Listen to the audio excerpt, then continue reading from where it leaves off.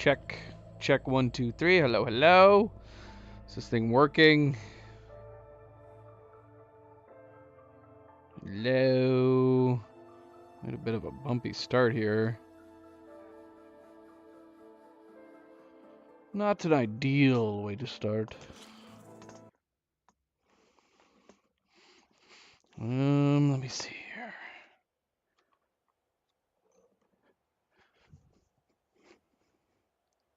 Think it's working now, though.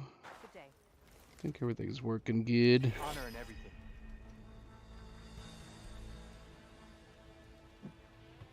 Today is a day for pride. Honor. Game's That working. is what we will witness today. I was having a whole bunch of hiccups at the start here. And Marshall's right. Now there's a bunch of people in the game talking to me.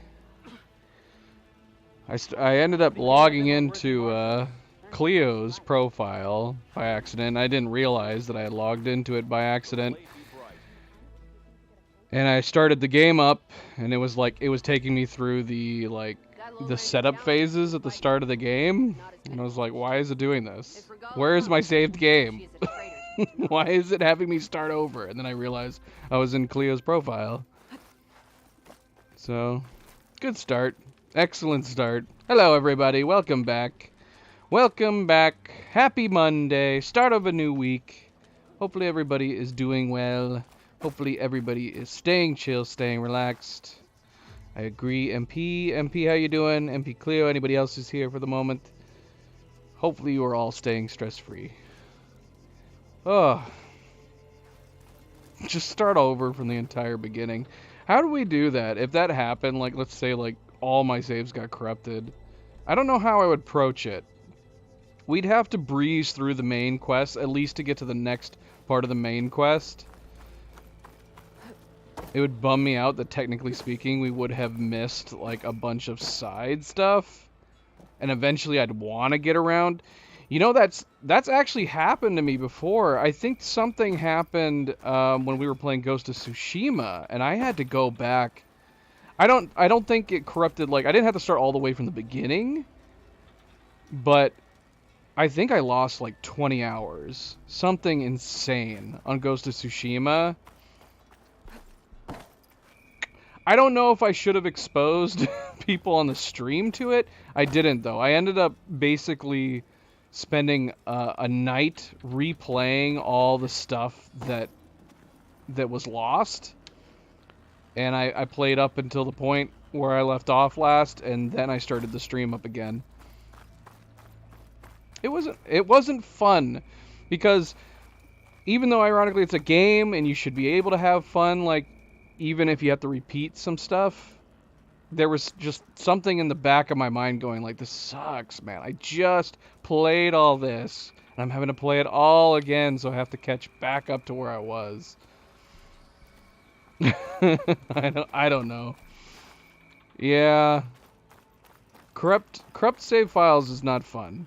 Not fun. Thankfully, there are multiple files. I don't know how I ended up losing that much data in this. I don't think we'd run into this situation like this, because, worst case scenario, maybe the most recent saves would end up becoming corrupted, but there's enough backup saves that we do in a game like this that, maybe we would lose like an hour or something like that. Nowhere near as bad as what happened to me in Ghost of Tsushima. Anyway, past that rant, obviously the game's working fine. I figured out that we were not in the right profile. I loaded my right profile, and we are right where we left off. So on the last stream, we managed to get in here, met with the other tribesmen, and sure enough, what's her face? I've already forgotten her name. What is her name? What is her name?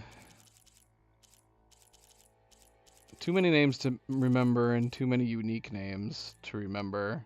Regala. Regala ended up attacking. Regala ended up attacking, and I guess the idea being is that it would have made sense, like, if the whole goal was to take down these other tribes and the tribe leaders, it would have made sense that if you had an even larger force to bring in. Game sounds really low. I haven't changed anything. Should be the same as yesterday. Maybe I'm just talking too loud. What was I saying? Oh yeah, so she only brought some of her forces, apparently, because that's the last thing she said. She says, I'll be back, and this time I'm going to bring all of my forces. So that seems silly that she did that. But, yeah, fought her back, and as a result, they gave us access to getting under here, retrieve the Ether AI, which we need to return to the base, presumably. And in doing so, apparently we fixed all the corrupted hollow locations, or the visions as they like to call them. May your enemies fall. So I guess we'll go around and Guided by the tempest. look at those visions, just out of curiosity. I noticed this right here. Did we read this? Medina exhibit. I don't know. We'll get to that. We're gonna check out the museum and see what's been restored exactly. And then we'll get on to returning Ether, and then maybe try to hit up some other side quests. I don't know. But welcome back again. Happy Monday. Don't forget to hit that like button if you have not already. Subscribe, comment, hit the bell for notifications, all the good things. Let's get started. Let's go.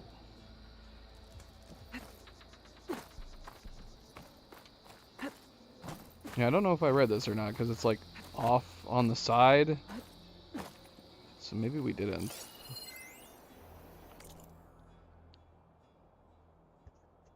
Medina exhibit. Defiance of the federal government. Medina declared that he would dictate all the profits of his mines to habitation efforts, helping as many Southwesterners as possible stay on their land. This unselfish rallying cry echoed throughout the hot zone, causing other mining interested in businesses to follow suit. If we didn't read this, we read something very similar. So I'm going to assume we read this already, because I feel like I remember this. Federal government responded by following through on its threat to cut off water. Yeah, we read that. We read that. Why do I not remember going back here, though? What about this one? De La Hoya exhibit. Among these was Colonel Edward. I hate it when I don't remember whether or not we read things. Especially, again, once we've read something, I really wish they wouldn't glow purple like this anymore. Once we've read it... Oh, wait, look, this one disappeared. Nope, nope, it was just because it was behind a wall. Yeah, I'd prefer it if they just would disappear and not glow like this on the hollow, on the focus. Medina consulted with De La Hoya, who then took the case to his top lieutenants. Everybody agreed that the federal government was likely to send drones against the water fleet. Well, now I don't feel like I remember this one. De La Hoya grew up near the Arizona-Nevada border and was responsible for having the task force based near Tucson. Several of the subordinates had families in the area. All of them were apoplectic, about 73H, despising it an unforgivable federal overreach. The threat of being driven off their land, no matter how uninhabitable it had become, resonated with soldiers throughout the unit and beyond, many of whom were from conservative states or areas affected by climate change.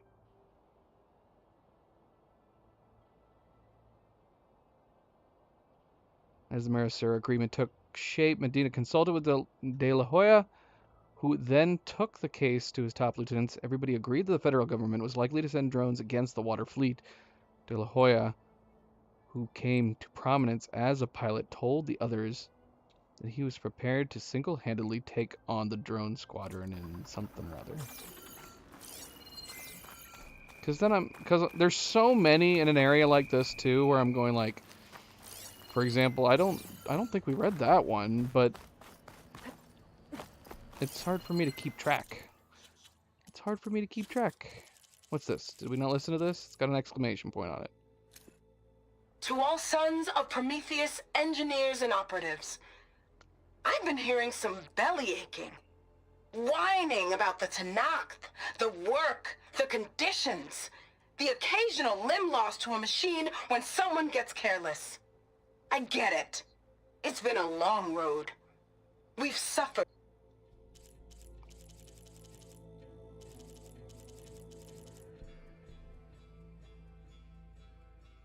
And then is this the one we just...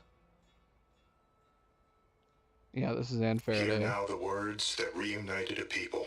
That drives me crazy too. If there's something that we read or listened to, and then it's still got an exclamation point on it.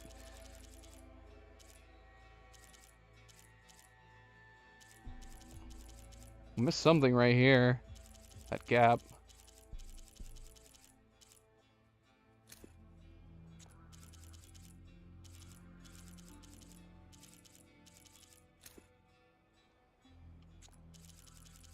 Alright. Well. Here's the museum. So we are obviously missing some. We're missing 5. Assuming that all of these are from the same museum. That would make sense, right?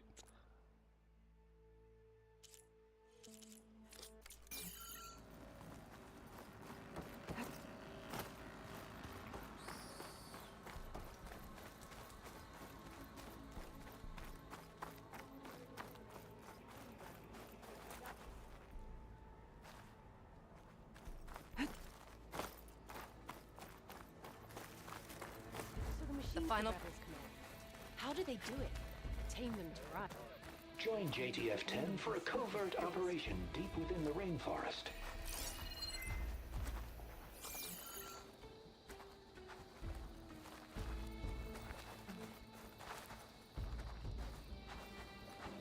Well, this doesn't look restored. Whether at home or abroad, Oh, look. We fixed it. JTF-10 protected assets critical to the insurrection. Deep in the jungle, concealed by mud and darkness, they laid their traps for their enemies. It does seem a little quiet, but I don't know if it's just these things. We need to have a conversation with somebody. But I haven't adjusted the audio. So I don't know if these hollow points are just quiet.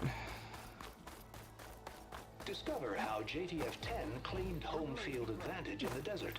Ah! Stop that.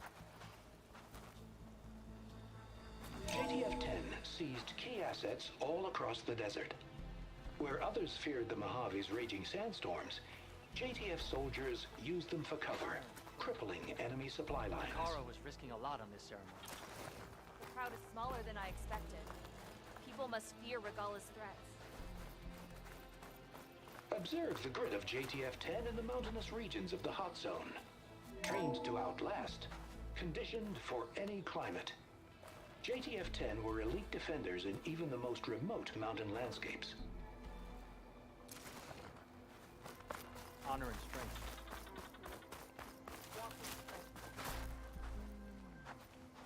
Word from the north is that We got a the side Outlaws quest and nearby Marshals now. Hollow brought on the bulwark with a single camel. Aloy, Where do they even get Hold a on. word, if you will.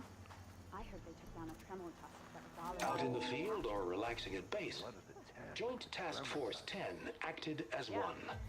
I wouldn't mind Led by seeing one of Colonel them on Edward De La Hoya, their bodies and weapons were always honed for battle. Aloy, Meals, ink, do you have a moment? cruises. Yeah, I think the Daredevils of the hollows sky are shared it just all. I think the hollows are just quiet. Have we hit them all up? I guess we can talk to Deco real Blood quick. of the 10, Aloy. Regala denied. The truth of the visions revealed. I doubt you have enough skin to mark all your deeds. We'll just have to remember them then. Well, thanks to you, the chief still lives. And hope remains. But that's not why I wanted to speak with you. I need a favor. A personal one. My grandson, Kavo. He was not counted among the dead, which means he must still be with Regala's remaining forces. He was taken prisoner. No. He joined them willingly. Like many young soldiers who seek to mark their skin with distinguished deeds. I must search for him. Convince him to come home. Chief Hekarro cannot spare any soldiers for this task, so my blade is alone in this. Unless you'd be willing to join me. I know it is much to ask after all you've done for us. But Kavo is the last of my blood. What made Kavo join Regala's rebellion? For some, Regala represents a chance of vengeance against the Karja.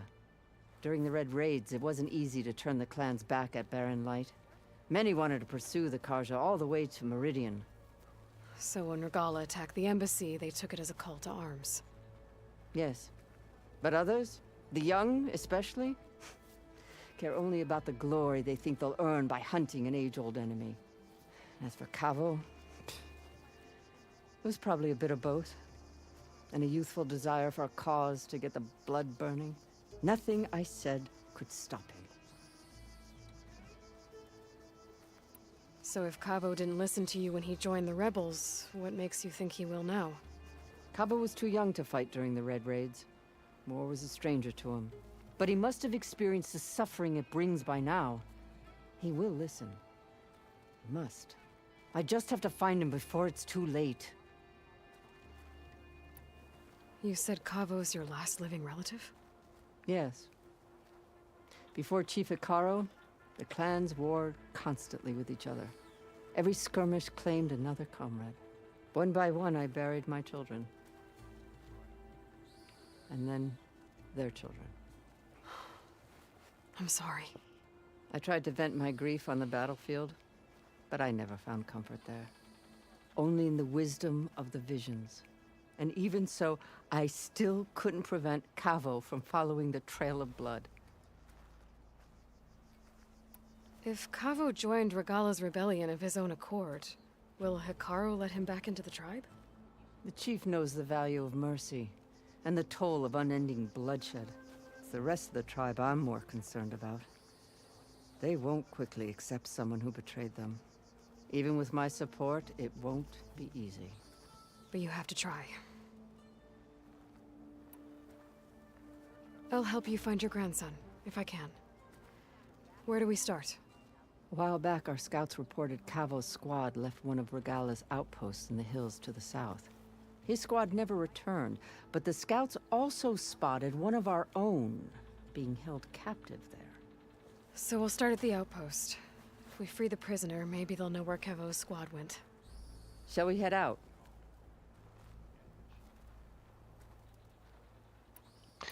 Are we missing, like, conversations by skipping the let's go now? Because I don't know if I want to go with her right this moment. We want to find out what else is here, for example. I'm going to still say I'll meet you there. It's fine.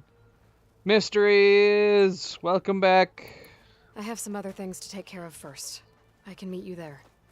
I'll wait for you on the hill crest southeast of the grove. Welcome back. Happy Monday. We'll make our way to the outpost from there. Until then, strike true. Come on. When I'm not here, I spend my time at the hunting grounds. You should try them. Settles it then. No, we have. At least the rebels are honorable enough to avoid the hunting bringing grounds. down one of those tremor tusks the rebels have outfitted. Because, yeah, we got another side quest right outside here. I don't know if we've even hit up everything. I've earned so many marks for that.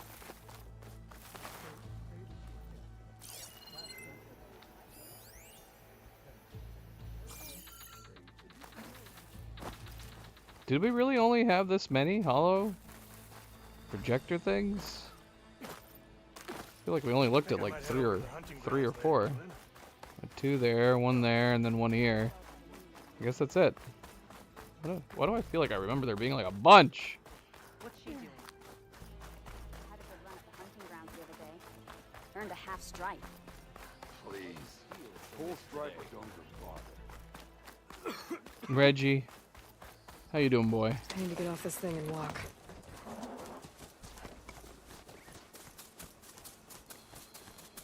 Dismount from the machine. Cool your titties. What the heck? There she is. We should ask her. The tribe has asked so much of her already. Champion, I fear we must lean on your strength and generosity again. Just tell it to her straight, Ducka. The tribe needs the arena. She's our only hope to getting it open again. You need the arena? But the cool route's over. That's true, but we also use the arena to boost the tribe's morale. We use it for training. Herd in machines so our soldiers can experience the glory of the kill in a controlled setting. Which, of course, boosts morale. But Chief Hekarro won't let us reopen the arena until the ballista protecting the field is repaired. We need it in case a machine runs amok, and it was damaged during the cool route. The parts we need aren't easy to find. I get it. You need me to hunt down some machines and grab the parts. We'd ask someone else, but every squad in the Grove is on alert. But the task is not without compensation, right, Kala? Of course. Once the arena is open again, I would be honored to invite you to compete. A wide variety of machines will be available. And I will award you prizes for victory. Not just from the arena, but also for medals won at hunting grounds. You'll be able to trade them for some of the tribe's very best gear. To fix the ballista, we'll need a sinew from a rollerback, along with some bristleback tusks. Both kinds of machines have been spotted near a campfire to the southeast. When you're done, bring the parts to me at the maw of the arena, on the northeast side of the Grove. Okay, I'll see what I can do. One more thing. If you're going back into the wilds, I have another duty tied to our soldiers' morale. A regrettable one. Every Tenakth soldier carries a tag carved with their squad symbol. Rebels have been hoarding the tags of the soldiers they kill. You might find such tags at any enemy outpost. If you do, bring them to me. I'll make sure they're returned to the soldier squad mates and loved ones. Having confirmation sometimes soothes their grief. And there are bounties involved, if that matters to you. I've already found some of those tags. I don't have anything to pay you with here. Bring them to me at the maw of the arena when you can. Thank you, Champion. And please don't forget the parts for the ballista. Yeah, I'm a bit far off from the DLC, to be certain.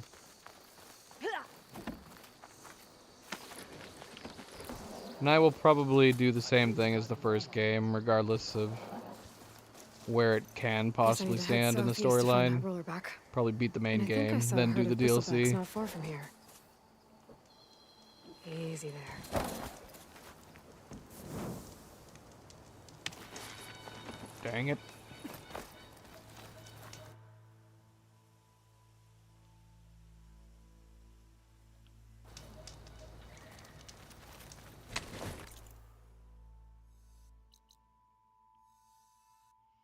We get bristleback tusks.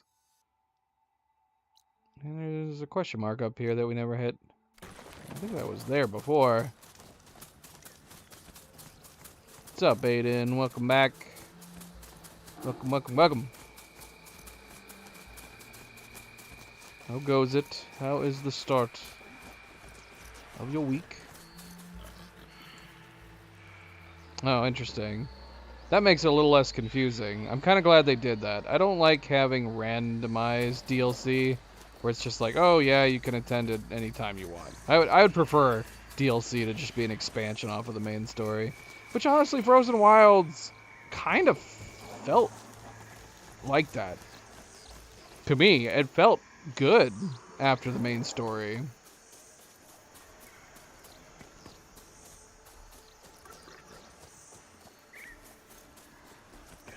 Alright, Reggie, stay here.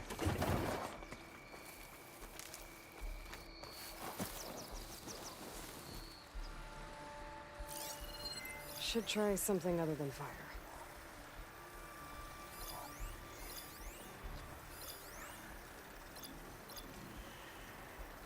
Quest resource.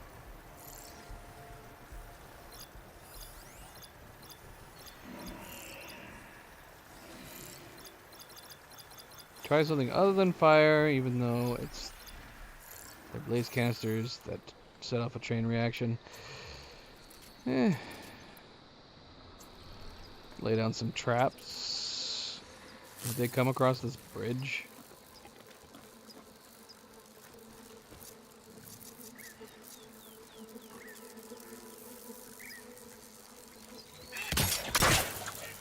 What?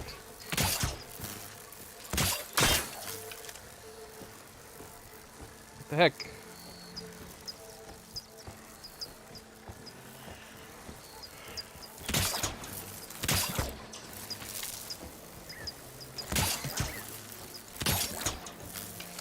How do I quickfire this? Didn't we unlock this skill?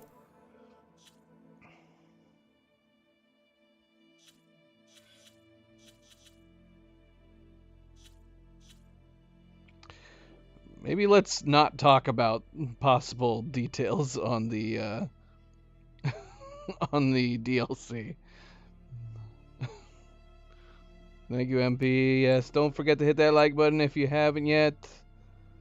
Very, very much appreciated. Thank you, thank you.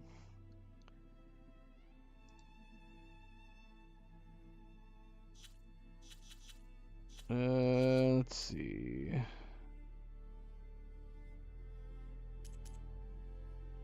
What was I looking up? Oh, my skills.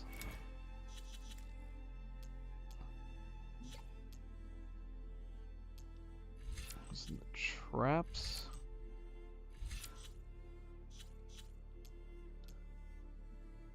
Oh, okay. We just gotta do R1. I see. Let's try it.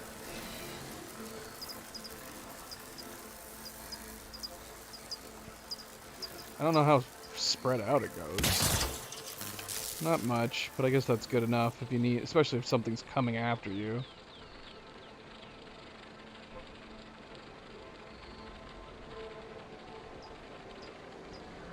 I mean, they should have already given you that information, Aiden. Your dentist.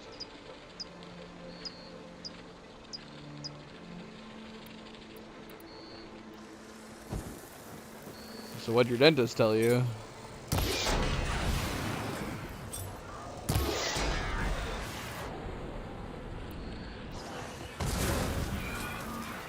There goes a piece.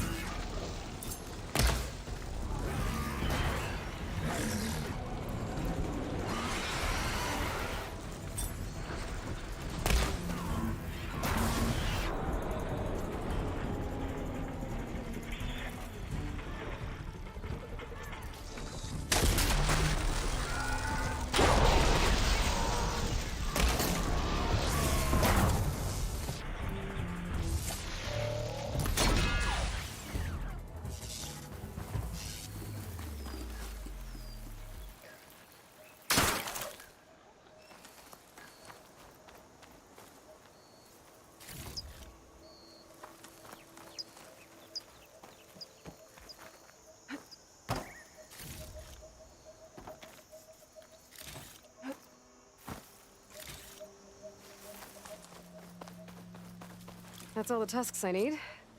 Now I just have to find that rollerback Kala mentioned. Get the part she needs to fix the ballista at the arena.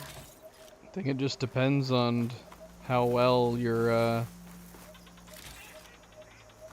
gaping wounds, the holes in your gums have healed over.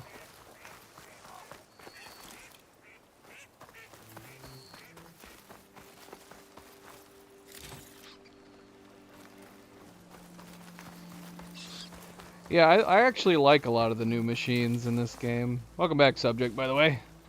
Welcome back, Subject.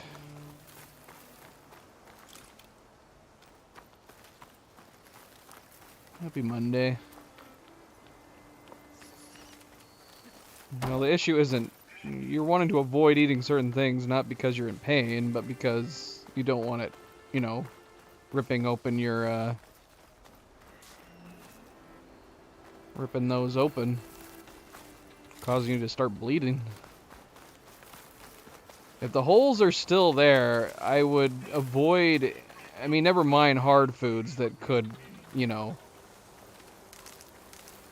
do damage, but if there's slight holes, you don't want any, like, pieces of food getting stuck in them. That's annoying as hell.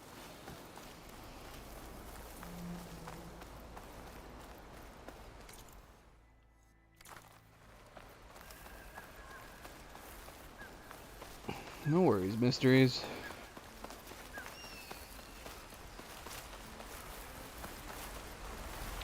I went into this game knowing nothing about it, no trailers or anything, and I know absolutely nothing about the DLC either, so I'd rather not anticipate or expect anything. I would prefer going into most games with zero expectations entirely. I love approaching a game like almost entirely from like a naive point of view. There's a lot of games that we jump into that I don't even know what kind of gameplay it's gonna have. which I actually think is fun. I think it's fun discovering a game completely and wholly.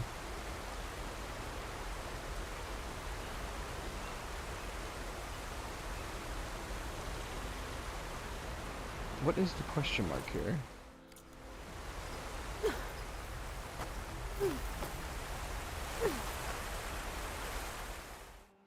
Oh, it's some fire gleam. Fire gleam where? Oh, right here.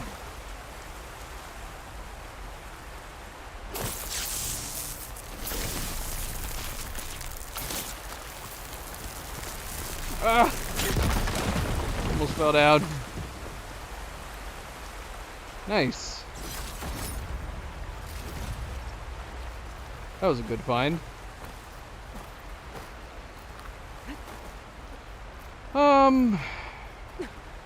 I don't know. I mean, if you're just wanting to get straight to action, I mean, the game, both Zero Dawn and this has had a lot of great action. But I guess if you're just wanting to get right to the action, I could see why some people might find it boring. There's lots and lots of exposition in this game. But I mean, you don't have to listen to all the exposition in this game. You can glide right through it. So, yeah, I don't really understand that point of view, to be honest.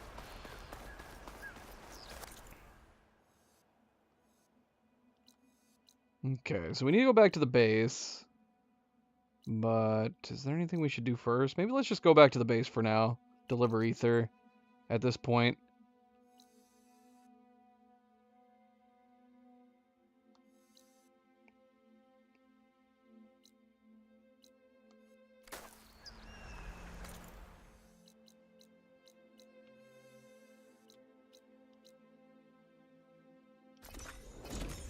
We gotta get some more travel packs.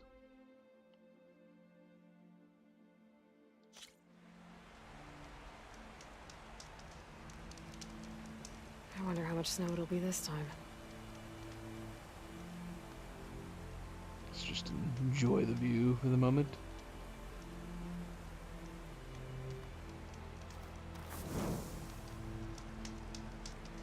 I think I'm gonna overwrite that other manual save we just made.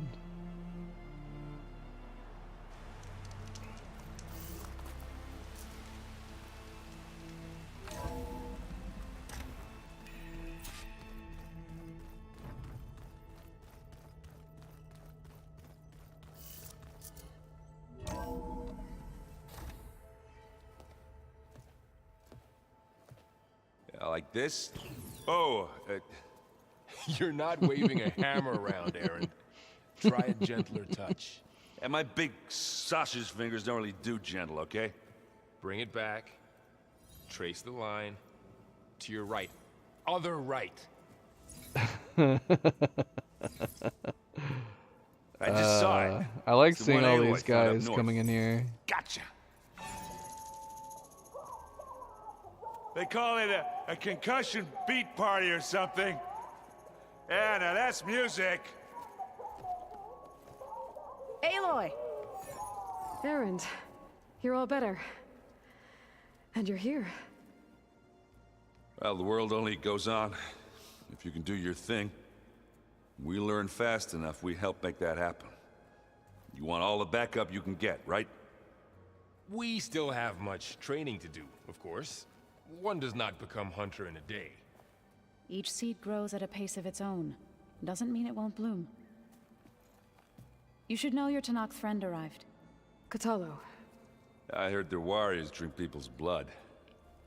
I want to sleep with one eye open. I think he's seen enough blood for a lifetime. How would they know they I could showed him to trust one of the him? rooms. Did you give him something He seems to let him in? appreciate the privacy. Looks like you've got things under control. I should get this to Gaia. Right. We'll keep on training. Catch up as fast as we can. I'm seeing glyphs in my dreams already. Well, while you've been off gallivanting around, I've been working with Gaia to find out more about the land gods. So from where I'm standing, you're in need of some training. Come along. Okay.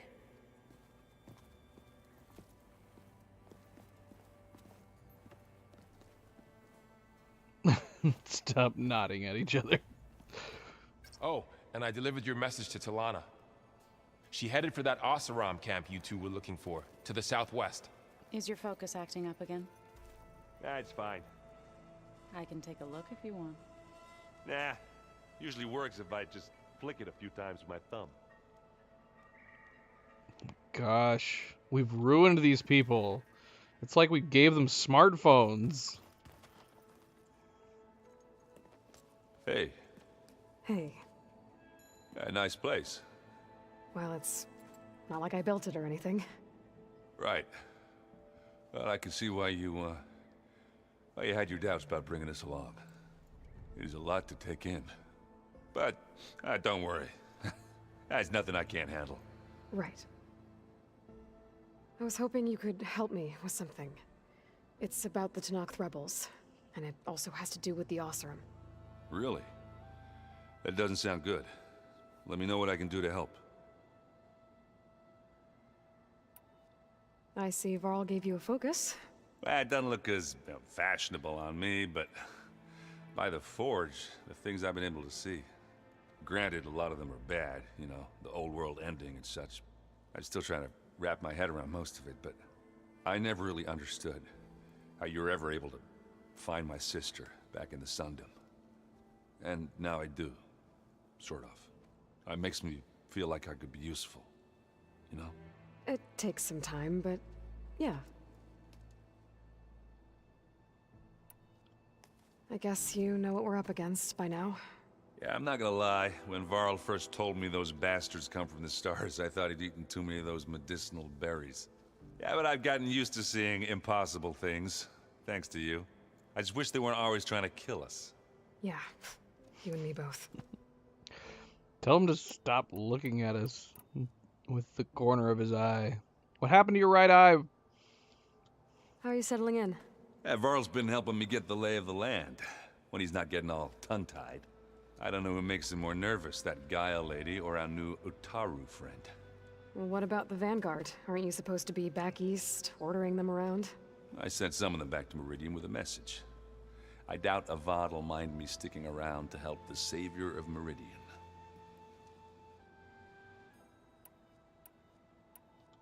So, you've met our new Tenakth friend. He's, quiet. I thought his people were supposed to be bloodthirsty maniacs. You shouldn't believe everything you hear. Yeah. Well, I guess if you trust him, so do I. So, Talana came by the base? Yeah, more like rushed through. I was hoping she'd stay for a drink at least. Only Carja I've ever met who's any fun. But it seemed like she had more pressing matters to attend to. I discovered an Oseram militant group. They call themselves the Sons of Prometheus. It looks like they're the ones overriding machines for the Tenakth rebels. I thought that was something only you could do. They're familiar with ancient tech, and they're as anti-Carja as it gets. So, last year we stopped Durval and his cronies from blowing up Meridian in retribution for the Red Raids. And now you're telling me we have another group of Oseram trying to wipe out the Carja with an army of machines and bloodthirsty Tenakth? Pretty much. Oh, that's just great! Is there any way you can help me find out who they are? Anything to track them down and stop them? Yeah, I can send out some messages from Chainscrape. Get in touch with my contacts in the claim, see what I can find out. I'd appreciate that. Oh, and I'll let you know if I find out anything more about the Sons of Prometheus. Same here. Nothing. You just look good, that's all. Get back to studying. Wow, this place is starting to come alive. You teleported. Yeah, and Where'd Gaia Zoe placed go? all the data she got from your focus into that archive room. With the focuses you gave us, we'll be able to access it at our own pace. You know, learn and train. And if you need us, we'll be there to fight at your side. Got it. Thanks, Varl. How's, training with Zoe? You know we really are training. Mostly. Look, she reads glyphs faster than I can already. I'd be a fool to refuse her help. Of course. You guys reading something over there?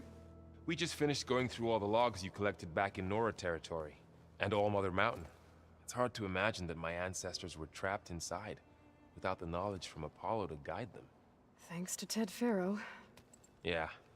I wonder how it must have felt when they were finally free. The world must have seemed so beautiful. Not to mention terrifying. They weren't much more than kids. And they became an entire tribe. Looks like I was wrong about the Zeniths. Their ship didn't explode on its way to Sirius like everyone thought. And we saw how they lied about creating a better future at their launch facility.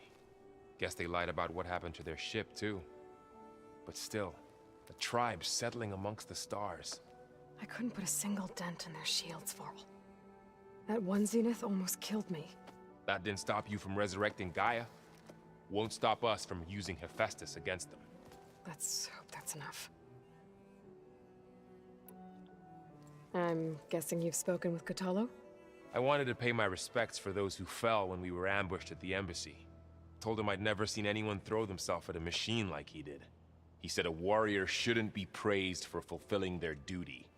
For a second I thought I was talking to my mother. Never thought a Tenakth and a Nora war chief could have so much in common.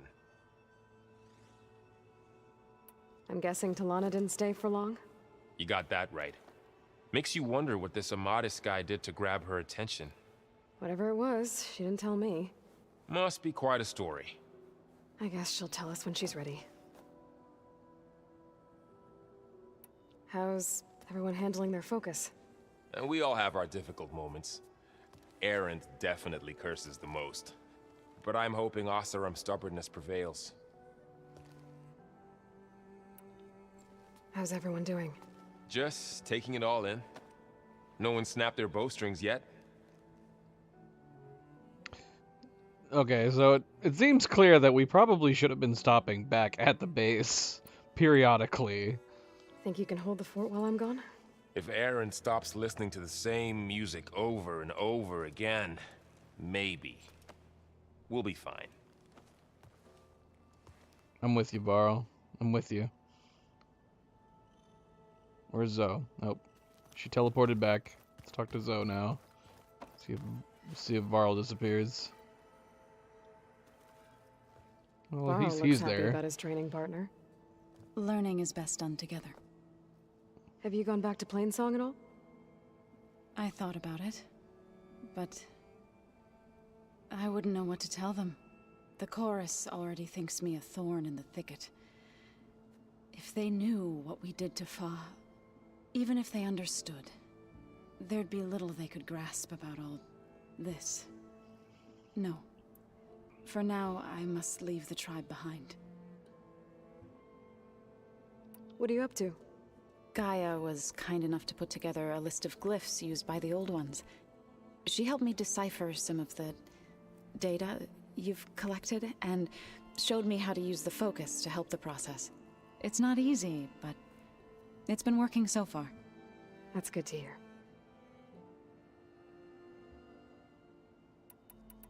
I see you've settled in. Gaia did say this place was built for us, so we could regain control of our lands with her terraforming system. Nurture them like the land gods do Plainsong's fields. It does strike me as odd that a place of life should have so much metal. Did Gaia tell you anything about the Zeniths? She did, though it wasn't exactly easy to believe. To think that there are places among the stars where life can bloom as it does here, it is humbling, to say the least, and heartbreaking that such life should be bent on destroying ours. Sounds like you met my friend Talana. Yes, the Karja Huntress. I haven't seen armor like hers since the Red Raids, but Varl tells me that she too suffered at the hands of the Mad Sun King. Yeah, she's one of the good ones. Trust me. You've spoken with Kotallo? A few words.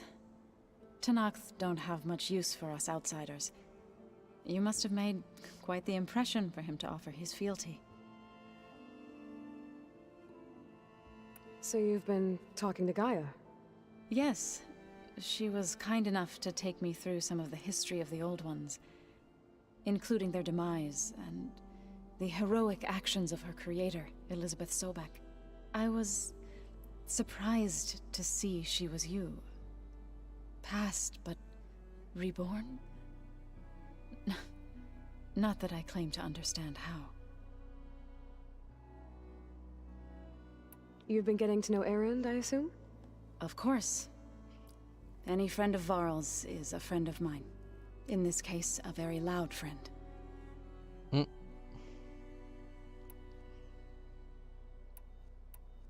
I was hoping you could tell me more about the land gods. For generations, they provided for us. Seeding and harvesting the fields of Plainsong. Food for all. A miracle of endless bounty. A blessed land, providing sustenance for my people. Hasn't she already told me this? Until the Did I derangement. pick a topic that we've already done? They had always enriched the soil, but for several seasons they have glutted it endlessly with mulch. At least now I know why. The repair bay below was meant to renew them. Without it, they became sick. That is why I must find a way to heal them before my people starve.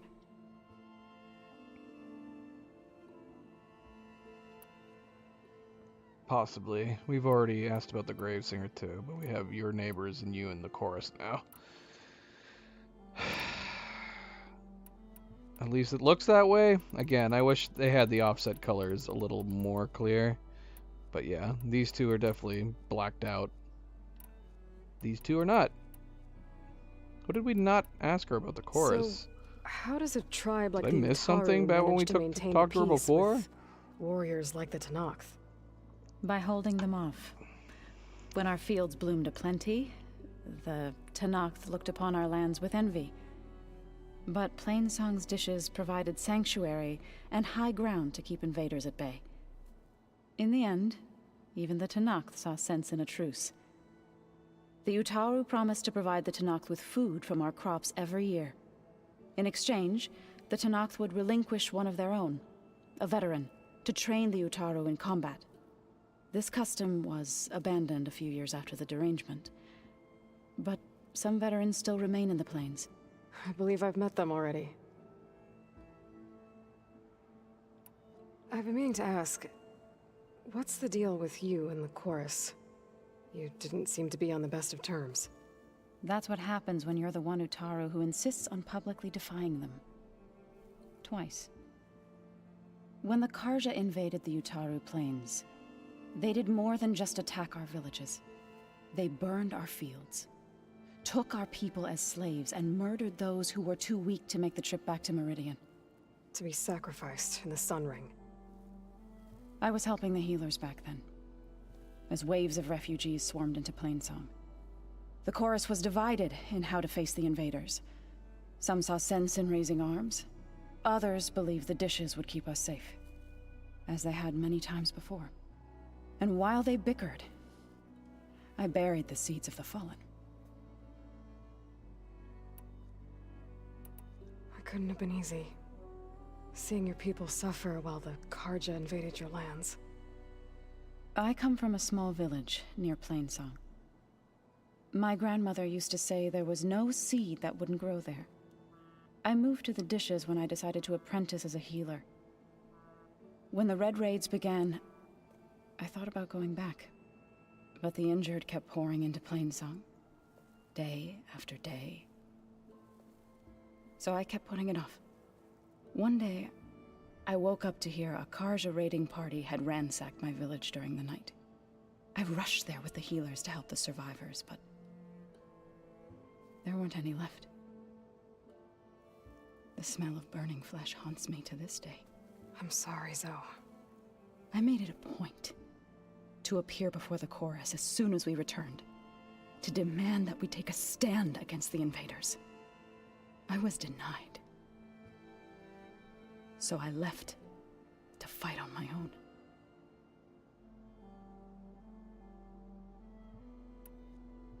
You said you set out to fight the Karja alone? I did. But it turned out I wasn't the only one.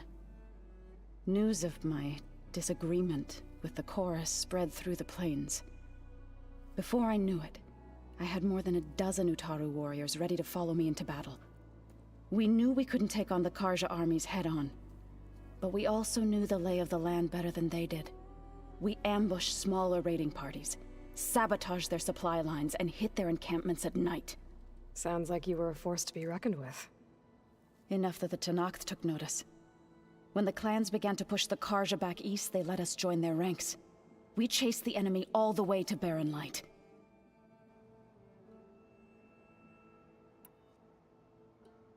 You said you were at Barren Light when the Tenakth defeated the Karja? Tenakth marshals climbed the cliffs of the Daunt under cover of night, then attacked from the other side. Before we knew it, the gates were open, and the full force of the clans burst through. What happened next was not something I like to remember. When all the dust and blood settled, I smelled it again. The stench of burnt flesh. Our enemies defeated. What was left of my squad returned to the Utaru Plains. I went back to Plainsong. But even as the harvest passed, it didn't feel like I'd truly returned at all. Is that when you became a grave singer? I thought soothing the suffering of others would somehow appease my own. Then you came along and gave me a choice. I could either sing at people's graves or fight for a chance to keep them alive. I'm glad you chose the latter.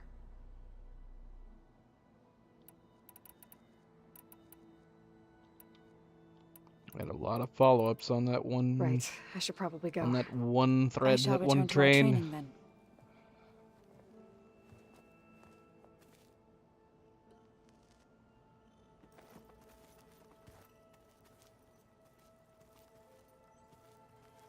Aloy, we've gathered some supplies in that chest. Take what you need. Take them all. Give me everything. I'm not greedy. So this Hephaestus, he's like Gaia's own personal blacksmith. Yeah, a very angry one. As like my Uncle Laurent, man didn't smile a day in his life and would box your ears if you messed with his forge.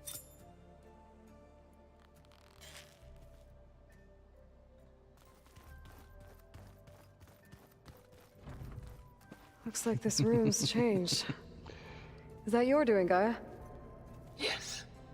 I have repurposed the displays to track the cauldrons you have acquired data from. Really? The coming battle won't be easy.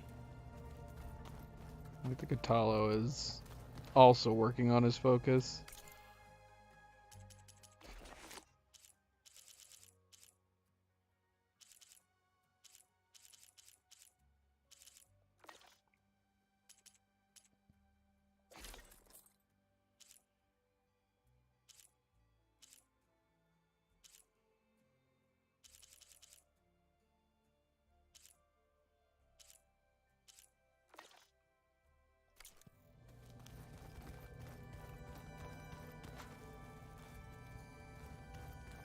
Yeah, it's annoying. Trust me, it's more annoying for me. Trying to avoid spoilers. Granted, I'm not watching videos, but just stuff people put in their freaking thumbnails and their titles. It's super... yeah. Trying to avoid spoilers where I can.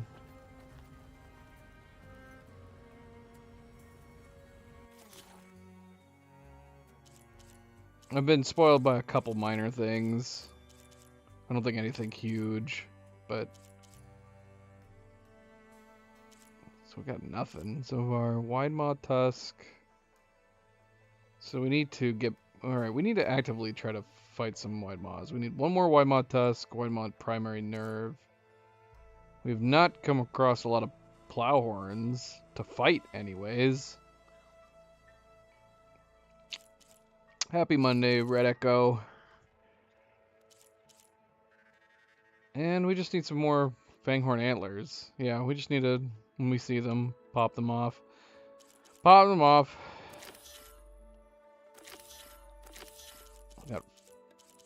We got a whole bunch that we can do. Look at all these. Crazy. Aloy. It's good to see you. I'm guessing you've got a lot of questions? I've been told of our enemy and their intentions. Your friends showed me to the vision you keep in this place, Gaia, and gave me this focus. I don't pretend to fully understand everything, but all I really need to know is where to train and when to fight. Welcome to the team, then. What are you looking at over there? The others have been helping me decipher the symbols the focus shows me. So, I thought I'd try to understand the weapon you intend to use against the enemy. This Hephaestus, it will be able to make machines? That answer to Gaia? Yes. How many? As many as we need. Such power. Has the world ever seen the like? Now that you know who the enemy is, do you have any questions? I'll admit, I find them hard to grasp. From the heavens. And invulnerable.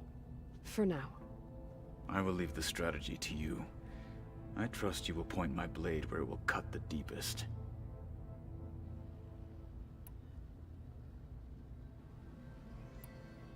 You said the Bulwark was your home a long time ago. That you were part of the Sky Clan. Yes. That's all you're gonna tell me? Fine. As you wish. My parents were killed in a clan skirmish, so I was raised by my squad. As I grew older, I came to be known as an accomplished fighter. Tekotteh took a special interest in me. I fought by his side against the Carja, and led my squad on a dangerous climb into the Daunt. It was I who opened the gates at Barren Light from the east side, allowing the Tenakth to raise it. That must have gotten you some attention. Indeed. I was welcomed home as a hero, and I was content. Then why'd you leave? I became a marshal. Why did you leave the Sky Clan to become a marshal? I was sent to the Kulrut by Tekotteh. Back then, I would have obeyed his every order. I believed in him, like one would a father. I was too blind to see the fear in his eyes. Fear of a rising young warrior challenging his command of the clan. I returned a hero from the battle at Barren Light. But to him, I was only a threat. Never occurred to him that I had no interest in rising above my station. Why did Tekotteh think you wouldn't be a threat to him if he sent you to the Kulrut? Tekotteh knew that if I survived the Kulrut, I'd be forced to forsake the clan to serve the Tenakth as a whole. I'd never be allowed to challenge his command, even if I wanted to. After our victory at Barren Light, Tekotteh spoke to our people, said it would be selfish to rob Hekarro and the marshals of a warrior like myself. Even though he knew perfectly well I had no intention of ever leaving. It was exile, guised as an honor. One he knew I couldn't refuse. So I became a marshal, and never looked back. I'm sorry you had to go through that. I am not. Though it pained me at the time, a marshal is what I was destined to be. When we were at the Bulwark, the guard said something about the Wings of the Ten. Hekarro also mentioned it at the Kulrut. Dekka, too. What does it mean?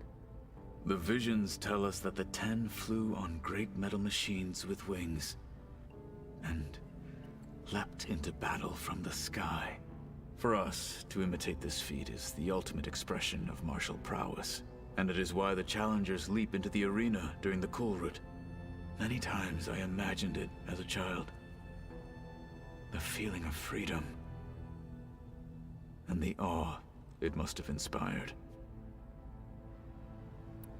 What did Chief Hekarro say when you told him he'd be joining me here?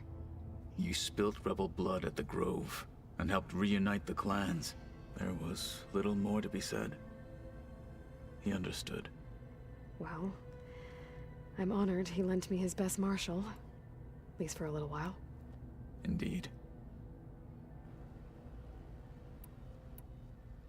You've had some time with the team now. Any thoughts? I admit I was surprised to see Nutaru here. Farmers don't make for effective soldiers. I'm told she rallied some in her tribe against the Karja, and fought all the way to Barren Light. Interesting. Perhaps I'm mistaken. I should go. Feel free to check in on Hikaru and your people. Door's always open here. I will. May the Ten walk with you.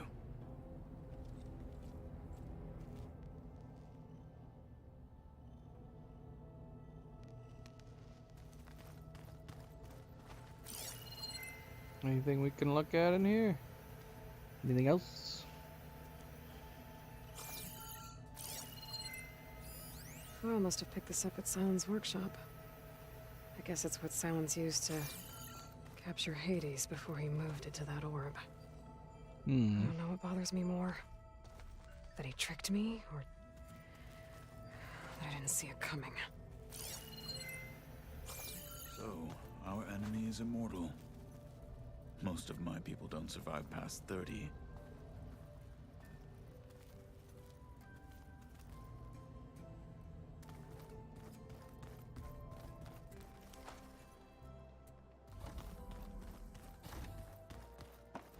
I just think she talks a lot. You would too, if you knew everything there is to know about everything. She can also crank out a whole army of machines to kick your sorry behind once she's fixed. Well, I guess I just better stay on her good side then. She talks a lot. What else is she gonna do? She can't, like, leave the facility with you.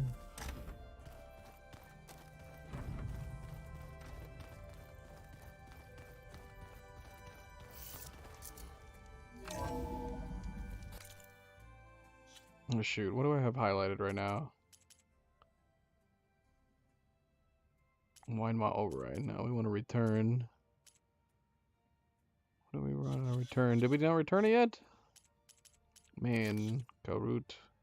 Yeah. This is the one we want to focus on.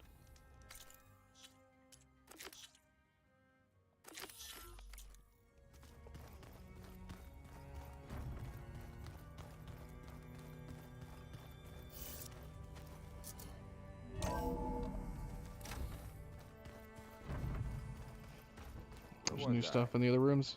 Oh, not to mention, I don't... Are all the rooms open now? There were a bunch that weren't.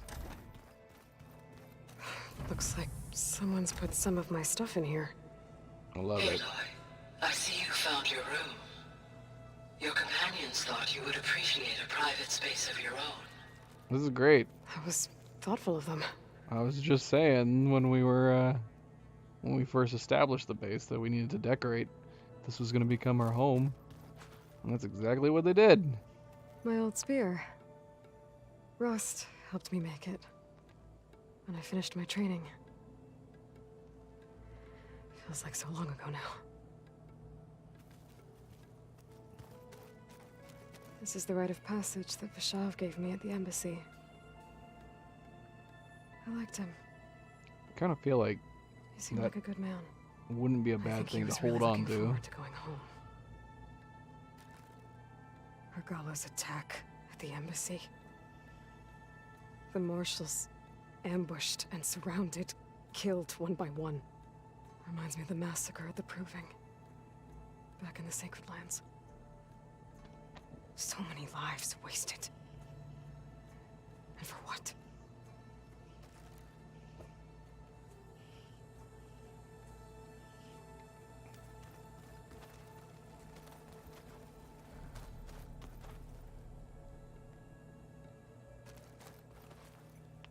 She sleeps, Night Gazer.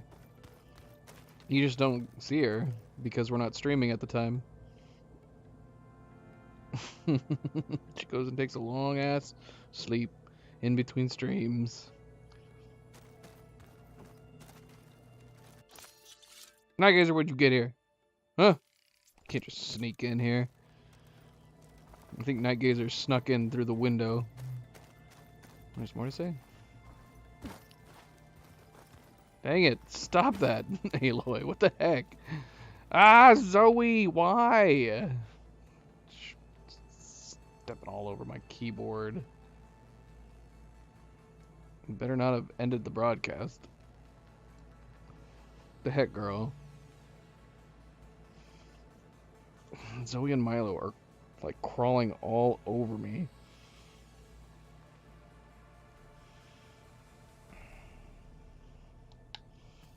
When Varl found me after the Hades Proving Lab, I thought I saw Rost. I don't think he'd understand any of this. Or what I have to do. But still. I wish he was here.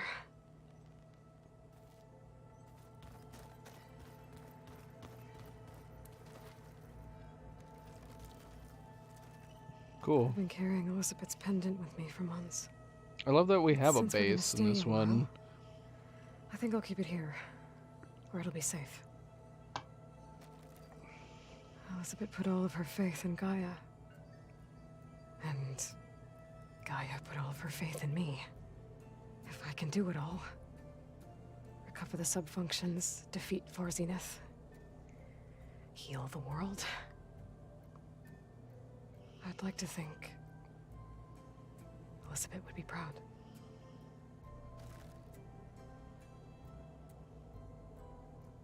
I've managed to get the cats to settle down and not on my keyboard. Let's see if I can show you guys.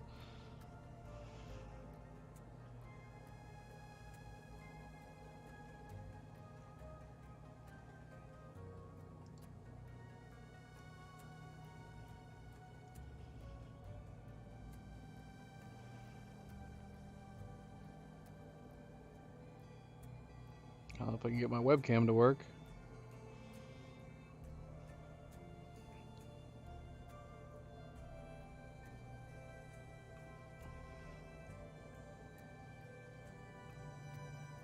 Can't even get them in focused. Here they are, side by side. Hold on a second. Let me see.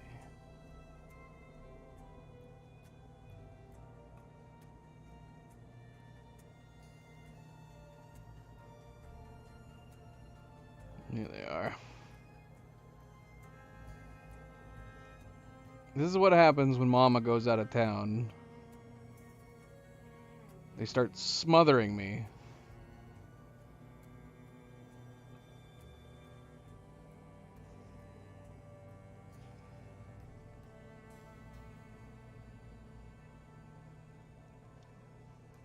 Be good. Be good, kitties. Love one another.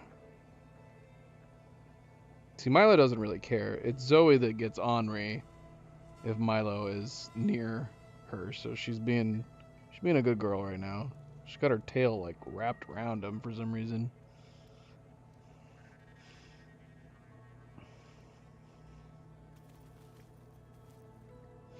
Could also be that it's cold. It's a little cold at the moment, although it's supposed to get a lot nicer the rest of the week.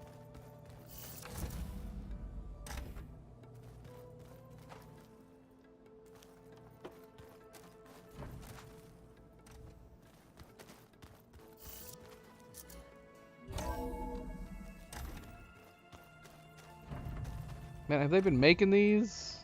Did they go out and get them and bring them back here? Wait, is this an exit? This is an exit.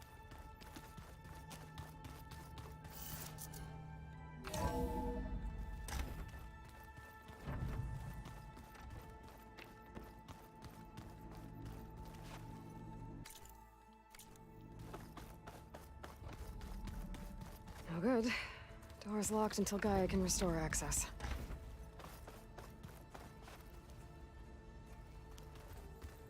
Is there anything in particular I should try to not miss since we've been here last? Server rooms.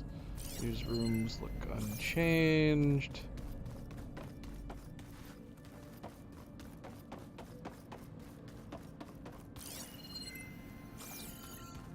That's the side exit.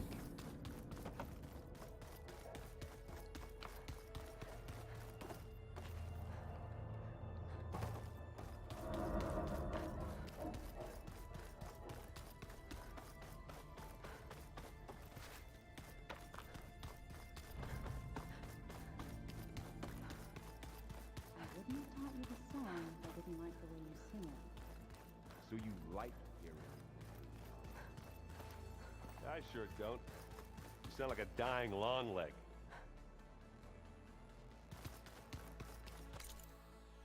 And this is the other exit. Well, we may have hit up every room. I guess there wasn't much else. Wait a minute. Did we go in here? Is there anything new to see in here? We put up a bunch of candles. Otherwise, it doesn't really look any different. What's this? It's a shuttle. Oh, it's Zoe. Like the one I blew up at Far Zenith's launch I was facility. like, what did I do? You didn't do seemed anything, pretty boy. interested in You didn't space do travel. anything. I guess he wanted a keepsake. He's going to. He's gonna go investigate what she's doing. Milo, leave her alone. You don't need to go follow her around. Oh my gosh.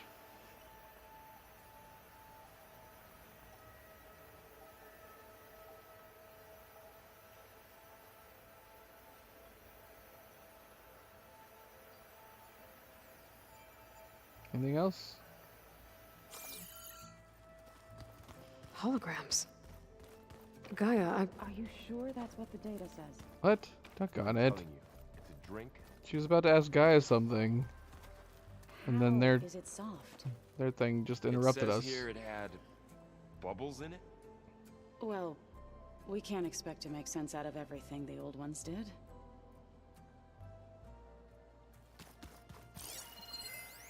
You're not gonna talk to Gaia again, are you? Yeah, well.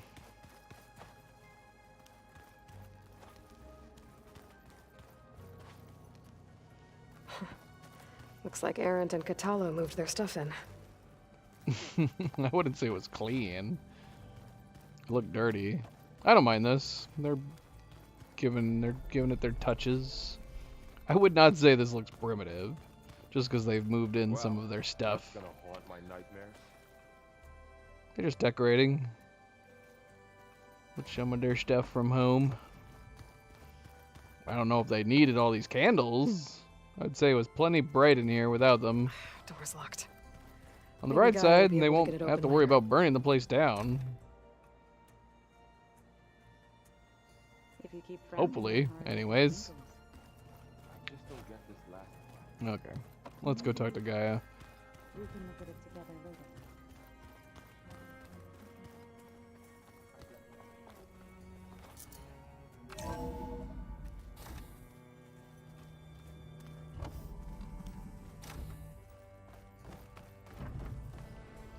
Back at the Aloy. planetarium. When you're ready, please merge ether with me. Afterwards, I must discuss an important matter with you.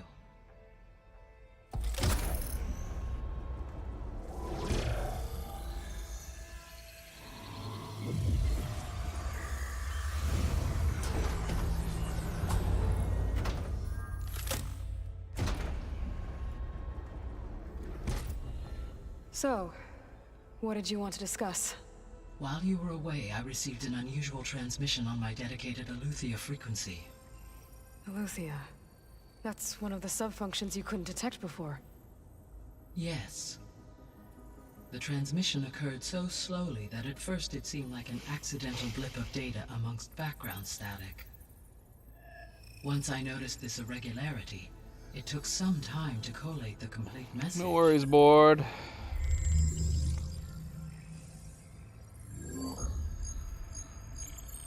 Coordinates. Where does it lead? To a mountain to the northwest of this facility. A word of caution, Aloy. It is possible this transmission is genuine. It is also possible it is being broadcast by someone or something else. You don't think it's actually Eleuthia? I am uncertain. What's SOS? It is an old world code. A distress signal. A desperate plea for help. Why would Eleuthia send a coded transmission on a frequency only the two of you can communicate on? I believe it was done as a precaution to avoid detection, or at least to create the appearance of the desire to do so. I am also uncertain why Eleuthia would expect that I would be able to detect and respond to its distress signal at all. As far as it is aware, I no longer function. Okay, so either Eleuthia is in trouble and sent the message hoping you were out there, or someone else is trying to get us to go to these coordinates, pretending to be Eleuthia. That is my conclusion as well. Could the Zeniths be sending the transmission? According to the data I reviewed on your focus, the Zeniths recovered the other Gaia root kernel in the Hades Proving Lab. It is feasible they used it to gain access to my internal frequencies. So, maybe they sent it thinking you'd respond and reveal your location. Possibly. However, the transmission is highly irregular. If they intended to provoke me into revealing myself, I would expect the communication to be more routine. Right. So maybe it's not them then.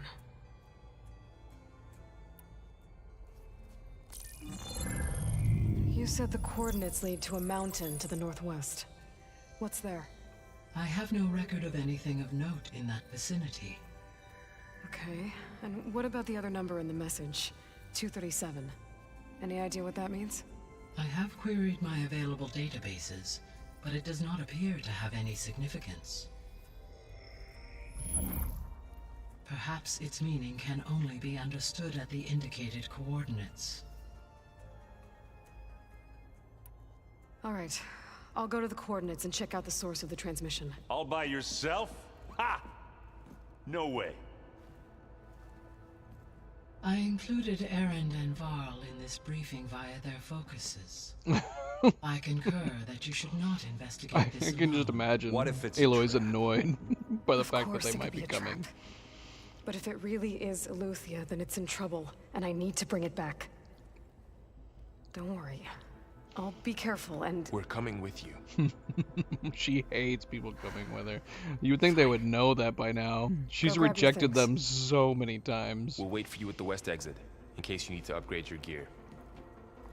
That's a mistake, Varl. She's gonna avoid you. She's gonna go around you.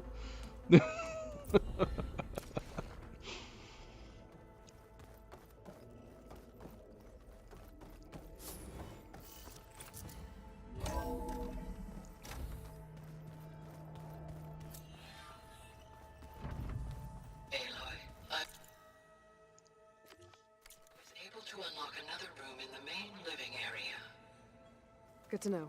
What room I'll is check this? it out when I can. I can talk to Gaia more. Why didn't it show me more? Just let me leave. What's this new room she unlocked? Am I able to see that on the map? Back. Aloy. That was sneaky of you, patching in Varl and Erend to our conversation. I am pleased you accepted their help. Is there something you wish to discuss before you depart?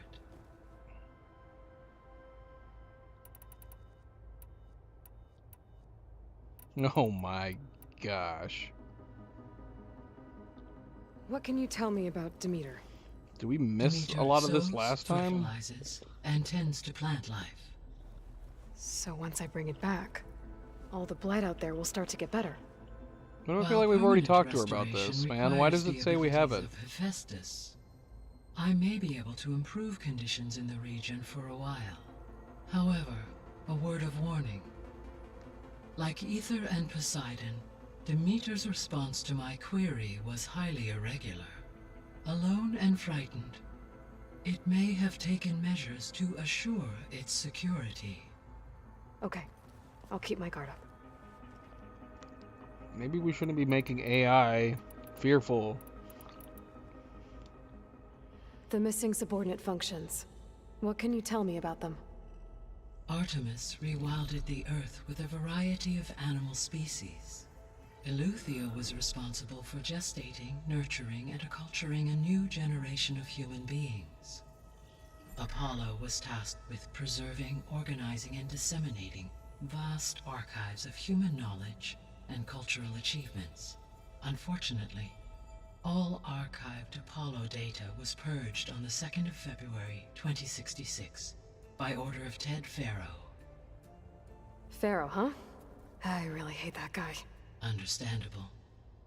He appears to have been pathologically narcissistic, impulsive, and unstable. All 3 of the missing functions have already served their purpose, or were prevented from doing so. Do you still need them? If attainable, yes. Restoring their remaining elements would increase my heuristic processing density. Perhaps you will be able to procure Eleuthia at the SOS coordinates. Artemis and Apollo, however, remain unaccounted for. Maybe it was that we read this, because we did read her report, and she pretty much mentioned a bunch of this. So, Poseidon, what do we know about it? Poseidon controls the organic and chemical composition of water resources. Once it is restored to me, I may be able to improve conditions in the regional watershed. But I must warn you, like the others, Poseidon is lost and frightened. It may have taken measures to protect itself. I'll be careful. You mentioned that the superstorms have subsided. Is that Aether at work? Yes. Thanks to Aether's capabilities, weather patterns in the local region should mostly stabilize for the time being. Well, that's a relief. Be nice not to have to fight my way through a storm anymore. I will continue to stabilize the atmosphere for as long as I can. Why did Aether take up residence in an ancient war museum? As with the other subordinate functions, Aether needed to install itself on a processor with adequate storage and power. The one in the museum appears to have been sufficient, given that the holographic displays were still active. So Aether was assured it could stay for as long as it needed to. Correct. Though it is curious that it chose a place surrounded with the ancient ruins of aircraft. Maybe it also felt at home there.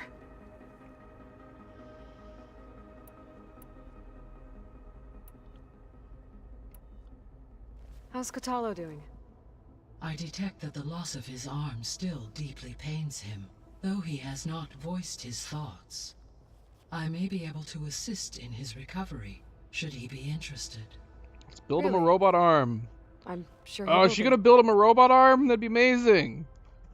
Why not, right? You can build freaking robots. You should be able to build an arm. Prosthetics. How are things around here? Right? Zoe has been studying the morphology of her land gods in an effort to understand their sickness. Without the abilities of Hephaestus, I am unfortunately unable to correct their programming. Oh, I hope she gets him a robot arm. However, Zoe and I are hopeful we will find an alternative way to heal them. Well, keep at it. Varl and Zoe seem to like spending time together. Indeed. While studying old world data, Zoe discovered references to a Bloody dietary emoticon for lifestyle everything. known as vegetarianism. She appreciated the similarities with Utaru practices and encouraged Varl to try out this lifestyle. And how did that go? I believe they have agreed to disagree. How's Erend handling things? He is becoming increasingly accustomed to use of the focus, after an initial incident. What did he do? He unfortunately crushed his first focus as he attempted to affix it to his temple. What? Amongst a number of How? Oseram curses. How are they that brittle? He also blamed the focus for being dainty. He has given repeated assurances that it will not happen again. Well, good thing we have a lot of extras, I guess. That's insane. How long do we have then? At present rates, without additional factors, the biosphere will cross a point of no return in approximately 4 months. And if I gather Ether, Demeter, Poseidon, merge you with them? We will only gain a few months more. Well, every bit counts. Not at the rate that I play this game.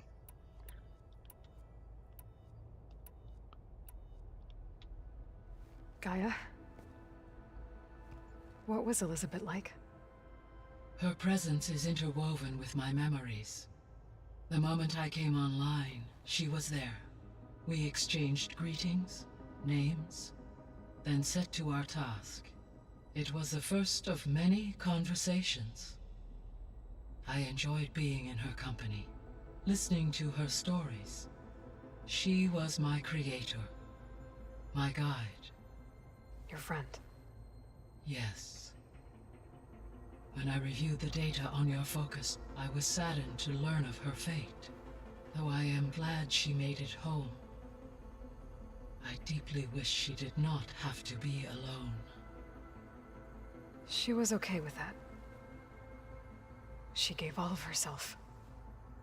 Was she okay with that? The only one who She could. sacrificed herself. Thanks, Gaia. Just because someone sacrifices himself doesn't mean they're okay with it. I still think it was foolish that she would sacrifice herself. I mean, when you're one of the top minds behind this frickin' system, this system of systems that you need to ensure to work, it's a little foolhardy to be like, I'm gonna do it. I volunteer, and I'm not gonna confer with anybody about it. So, Project Zero Dawn. The greatest minds in the world, all working to build the terraforming system while the Pharaoh Plague devoured the planet. What was it like? Personnel worked in rotations, at all hours of the day. Resources and technology were secured from across the world. Within a month of the project's conception, I was launched and began my education. Elizabeth encouraged me to spend time with the rest of the Zero Dawn staff. She said it was important to experience many personalities and perspectives to aid in my emotional development. What were they like? Scared, hopeful, determined. They were hurtling toward technological achievements on a scale never before attempted. I owe everything to their dedication. So the Hades Proving Lab, where I found the Gaia kernel. It used to be a Pharaoh research facility? Yes. Prior to appropriation by Zero Dawn, the facility was used to engineer and test advanced computer viruses. It appears to have been one of many research initiatives by Pharaoh Automated Solutions. I guess it wasn't enough to build automated killing machines. He wanted viruses to infect them with too. So, a while back, before the battle at Meridian, I went into Banuk territory. I discovered another AI there, one not related to Zero Dawn. Cyan. It was created to oversee operations for a volcanic stabilization project, and it spent the last 1,000 years in isolation. I'm guessing you didn't know about it? No. From the data on your focus, it seems that Cyan was cut off from the outside world. An effort by its creators to protect it from the Pharaoh Plague. Any chance it could help us now? It actually feels weird I having have left already attempted Cyan contact, behind. with no success. Given its previous experience with accepting an outside network request, I imagine it is unwilling to do so again. Right. Because last time Hephaestus enslaved it. Well, that's too bad. I think the two of you would have had a lot to talk about. Yeah, shoot. Maybe you don't have to merge their systems, but it would have been interesting. The processor Ether was installed on was part of an ancient war museum, a memorial to something called the Hot Zone Crisis. Do you know anything about it? My knowledge of historical events was unfortunately lost with the Apollo database. However, climate data indicates a peak in regional temperatures in the 2030s. Such conditions would see extreme, prolonged droughts, an increase in dust storms, and a loss of habitable landmass. But they wouldn't have built a museum in the middle of a wasteland. So I guess things got better eventually. Yes. Data suggests that temperatures returned to average levels in the clawback era of the 2040s. There was an ancient tank embedded in the bulwark, buried under a bunch of boulders. Any idea how it got there? During the Pharaoh Plague, the US military resumed the use of human combatants, as automated machinery was unreliable. It is possible the vehicle was part of a pre-automated war fleet. So they fought against the Pharaoh machines in the valley, until the mountain was blasted apart and buried them. So this facility, the Regional Control Center, it was meant to oversee the terraforming system? For the local region, yes. Had humans received their education from the Apollo database, they would have then been guided here to assume operation. As that never happened, this place remained vacant. Until Minerva decided to settle here.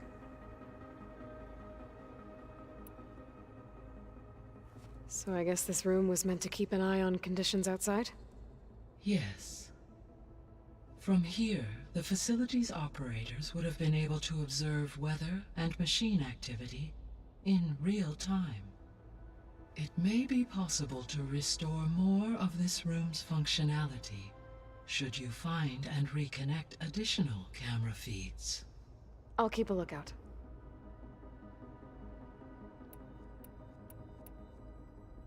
I'll be on my way. I wish you safe travels.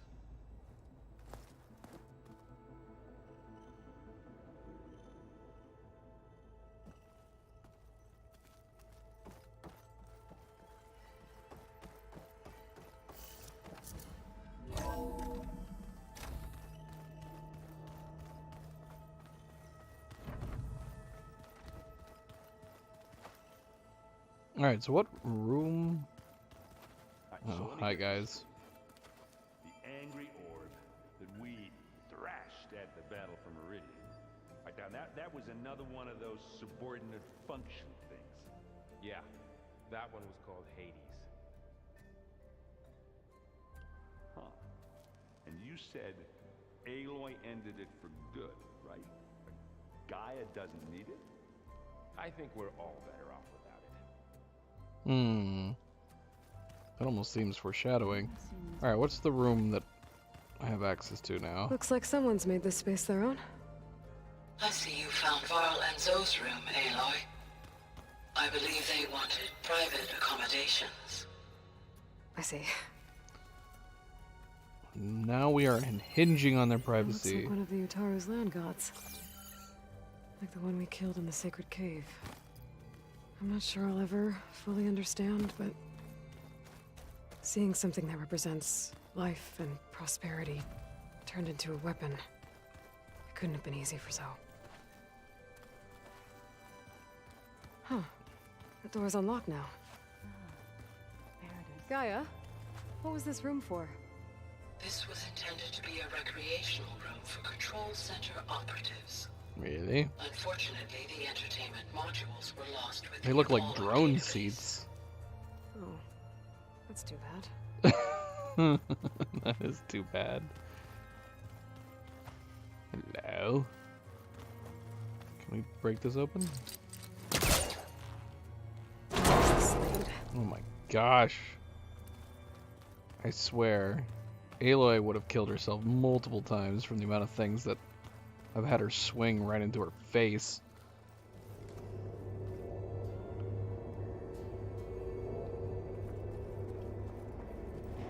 There's data here.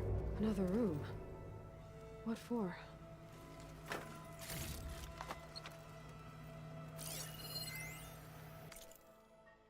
A little flourish. Switch to a private log? Okay. Switch to a private log? Okay, so... Regional Control Center 9. Design of the facility's coming along. When Gaia finally builds it, it'll have everything it needs. Except personality. So, I'm going to sneak in my own mark. A couple of flourishes. Starting with this little tucked-away hideout. August would have gotten a kick out of it. He loved hidden passages, like the kind in old English castles. But I've got something bigger planned. My piece de resistance, if you will. Let me in.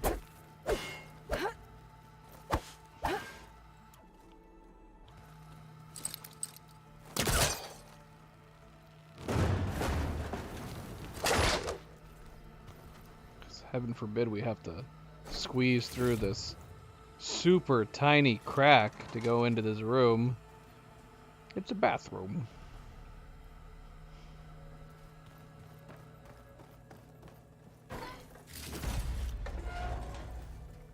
Oh, I'm back in the sleeping quarters. It's not ever so slightly creepy. Who's sleeping where now?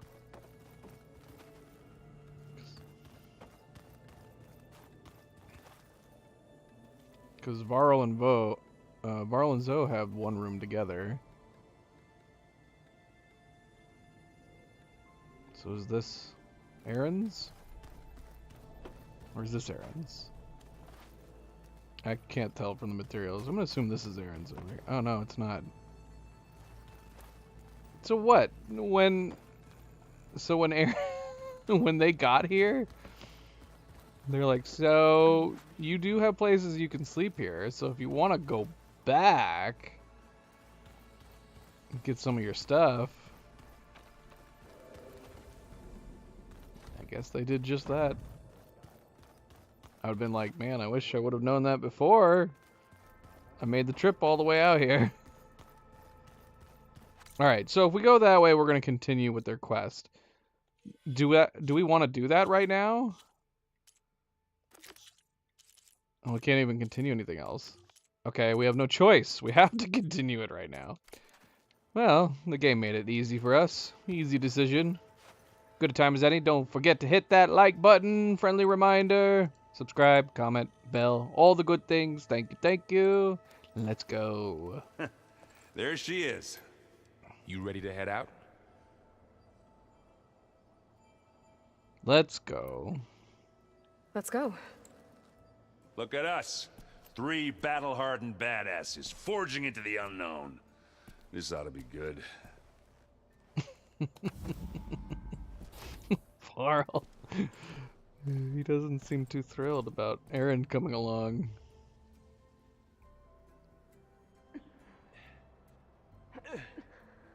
Winter! I need to put my winter clothes on. This distress call had to be up a really steep mountain, huh?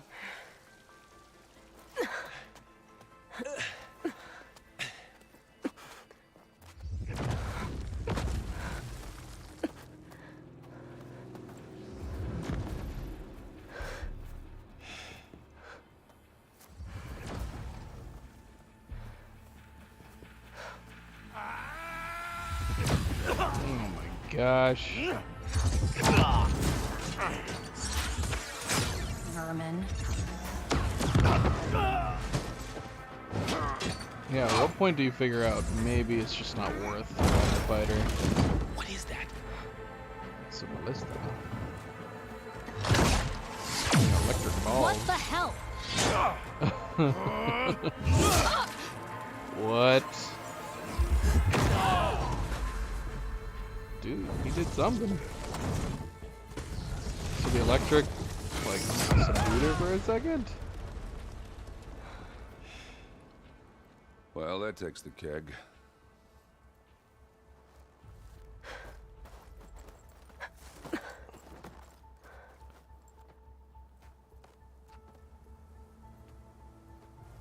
Varl, see if there's anything over there.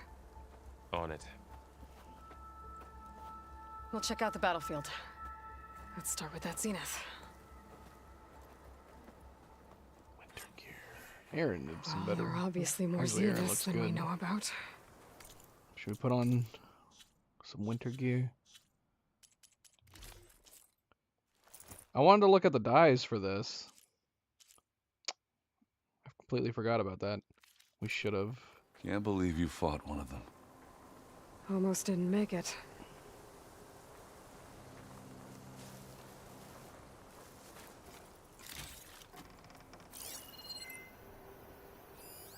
I'm catching snowflakes on my lashes. Oh my gosh, you're such a nerd. You've been around too many snowy environments at this point.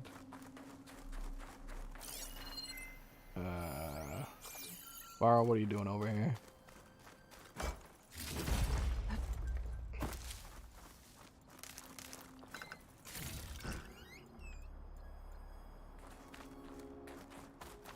I'm not sure how I feel about the helmet.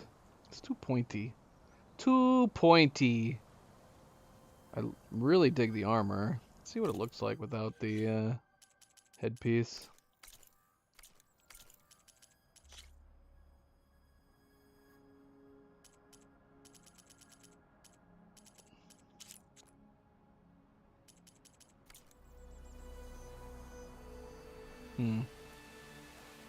Her head wouldn't be staying very cold. I feel like we need to get a better face paint with this outfit.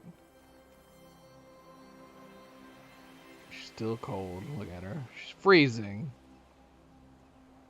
What do you guys think? Helmet or no helmet?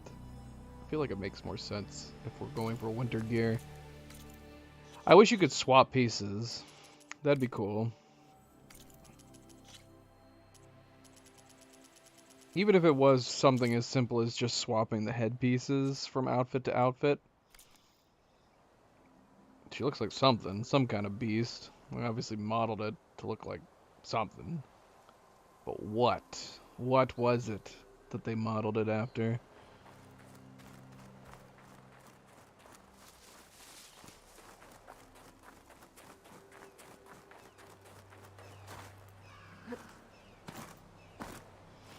So they managed to kill one of her crazy liquid bots. And they subdued her. That's kind of insane.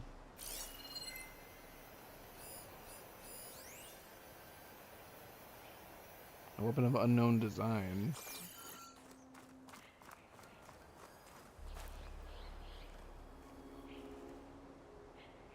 Whatever the rebels did, it took down her shield. That's convenient. But We're why not was having. she here? We don't need to find a method at this I can point. access her last communication file, but I'll use my focus to scan the battlefield too. What about that crazy weapon the Zenith had? It looked like she can make it come and go at will. But it's gone now. Yeah. Well, go do your thing. I'll wait here. Shoot, an audio file just popped up. Here it is.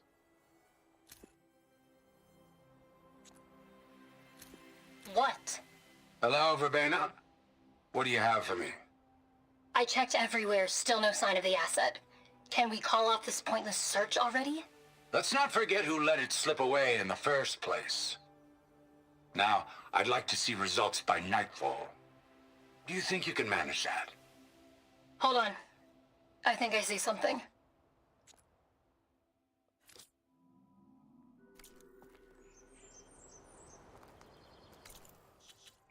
What are these data points that didn't get marked off?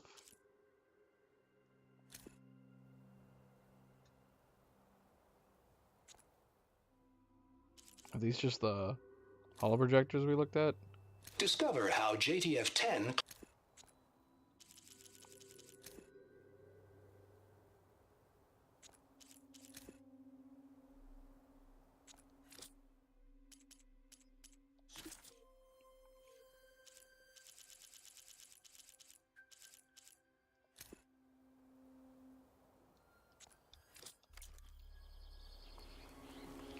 So, it's an SOS signal that also says beware. Oh, that's lovely. I keep going back and forth. If I'm going to be wearing proper winter gear, I'd want something on her head, but I don't think I like this helmet. It's too much. It's too crazy. Too cray-cray. What a mess.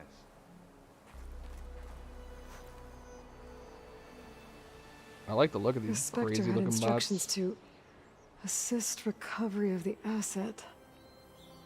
I wonder what this asset is.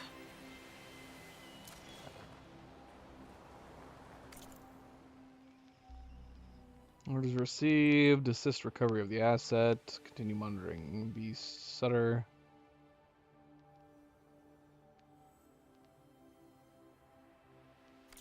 You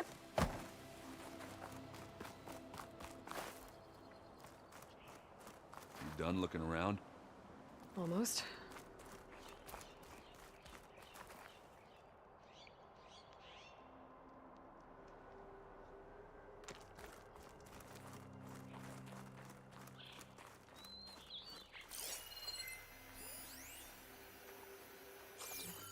Camping gear.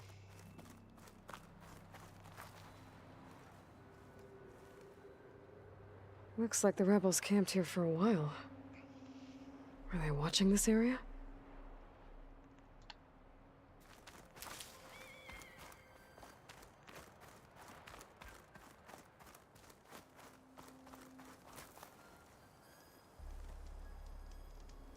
One of the sons of Prometheus. It looks like his focus was sending data on the weapons somewhere else.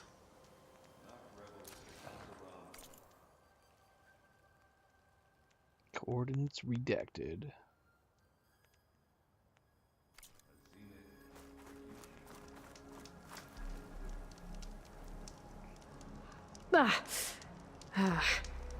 Weapon's still hot. I need to know how it worked. But I'll have to check on it once it's cooled off. Alright. I think I have an idea what happened here. I better get back to Erend.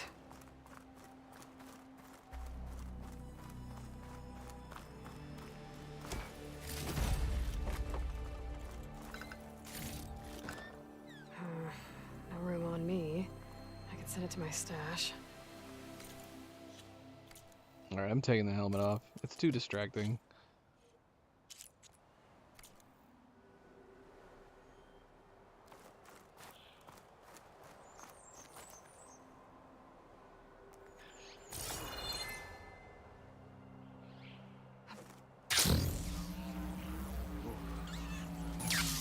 Kind of chilly up here. All right, she who sees the unseen. What did you find out? This was a carefully planned attack. I found camping gear up there. The rebels must have been staking out this place for at least a few days. They were waiting for the Zeniths to show up. All so that they could test that weapon. The Zeniths have a personal shield that makes them invulnerable, but somehow the weapon got rid of it. The Oseram that was operating it was sending data on it somewhere else. It was probably just a prototype. I've known tinkers that do that. I'd do a little trial run before breaking out the real thing. Well, I guess it's still a work in progress, if it blew up. She was searching for something she lost. Her drone had instructions to recover something called the Asset. The asset? Is that the sub-function thing that you said could be here? The Luthia? I'm not sure. Come on, let's go talk to Varl.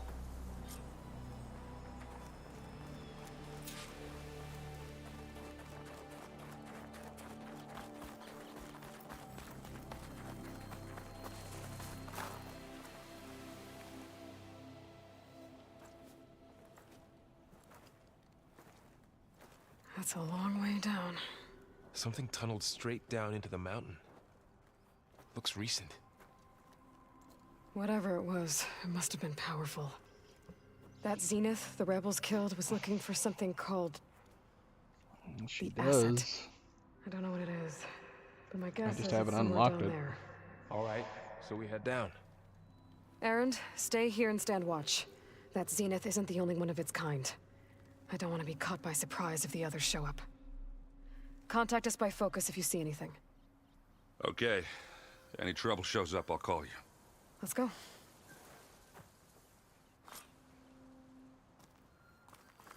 Now I'm undecided. I know I commented that the paint, the body paint, made it look like she's covered up.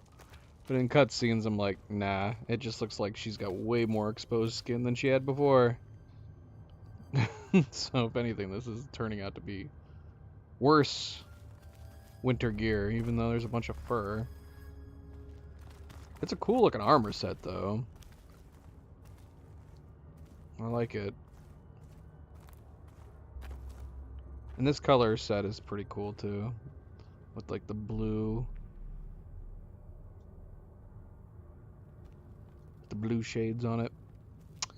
I don't know. I'm undecided. There's some kind of old world ruin down here. You said the Zeniths have their own backup of Gaia, right? Yeah, from the Proving Lab. So maybe they were after Eleuthia. Found its hiding spot, so it sent the distress signal. Maybe. No. I thought that was the whole point of the skill, was that you can turn it on. It's one of the Valor skills. And it gives you a shield. I didn't like the constant shimmer that it did in the last game, so I have no qualms with that being gone.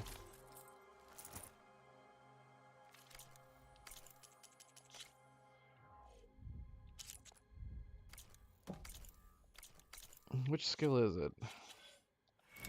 I don't know if we'll use it. I probably won't.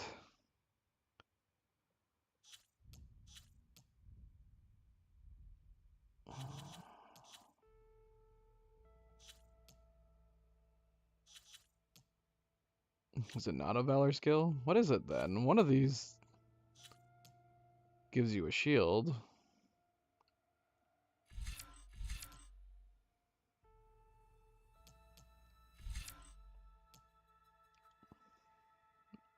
Oh, that's right. We got these ones down here. Not that. Although that does look really cool. I wouldn't mind trying that. Here it is. Meow. How long does it last? Does it just last until the shield goes away? Yeah, so here it is. You can even see it's the same shimmer from the last game. Shield's health 125. So I'm assuming you activate it and it basically gives you a second health bar until it gets destroyed. Well, shield also recharges when depleted if Valor is still available. Okay, so that's cool. So you will get a little bit replenished, just not continually. I don't know, we could try it. If we end up unlocking it, all we have to do is bump this skill at some point. We can try it.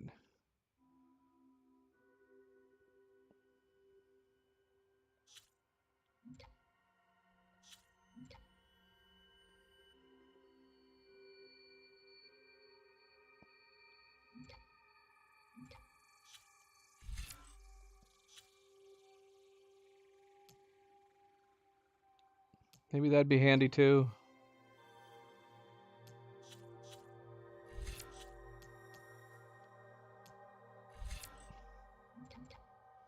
Well, it's clearly not more advanced considering it goes away just from getting hit. But they're completely and totally different technologies. Presumably. Who knows when their crazy ass shields were... I mean, I guess it would, technically speaking, if it's the shield before Earth was ended, I guess it could be an adapted shield from that technology. But who knows, like, how long they've continued to adapt it further and further. And they technically have had at least 500 years to perfect their technology.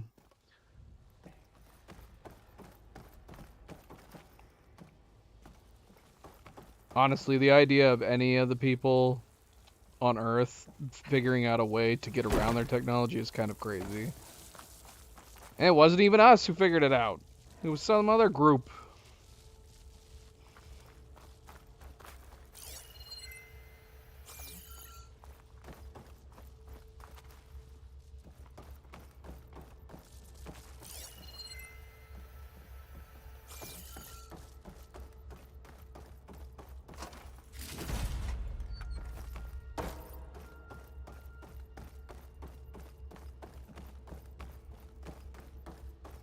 Looks like some kind of data center. I might be able to access the facility systems from that console.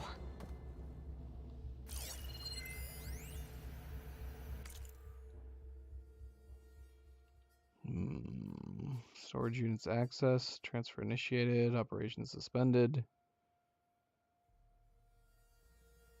Okay.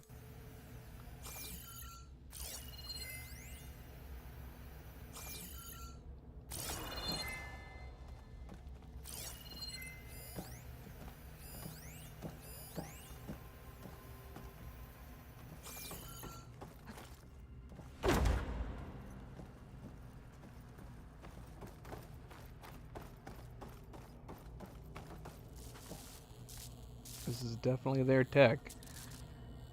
It's so pretty. I've never seen a transmitter like this before. Looks like it's self-destructed.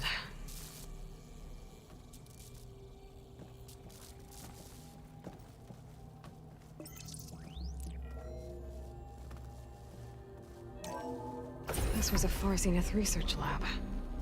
It looks like a lot of data was beamcast from here recently. From that device nearby. So Eleuthea's gone? If it was ever here, then probably. But then why were the Zeniths still searching for the asset? Let's keep looking around. I don't know, maybe we will try the overshield. If the overshield is working, like I'm assuming it's working, then I like the idea of this over more of the other Valors, because it's something that doesn't time out. At least there's no indication that it times out. It seems like it's permanent until it, you know, until you get hit enough times. But I kind of like that. Critical boost, we haven't really tried it yet. We haven't really fought any like huge machine battles to really give it a go.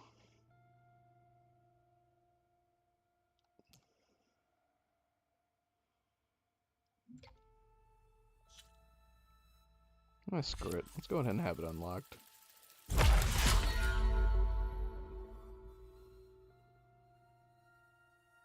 Okay, that's cool.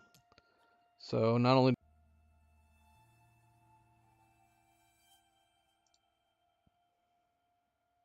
what just happened? The stream stopped for like a split second. I don't even know if any of you noticed. That was weird.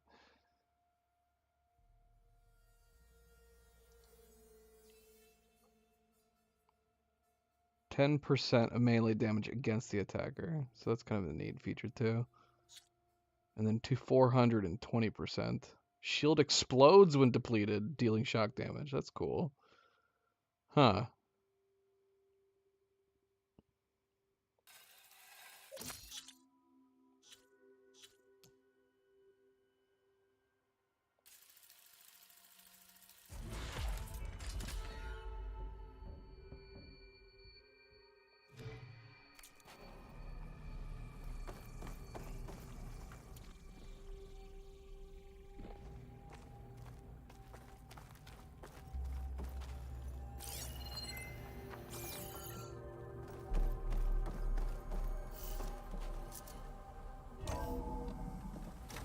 So, exploring another Far Zenith ruin. Okay. At least this one doesn't seem to have giant killer machines. That's weird. Or anything you can blow up.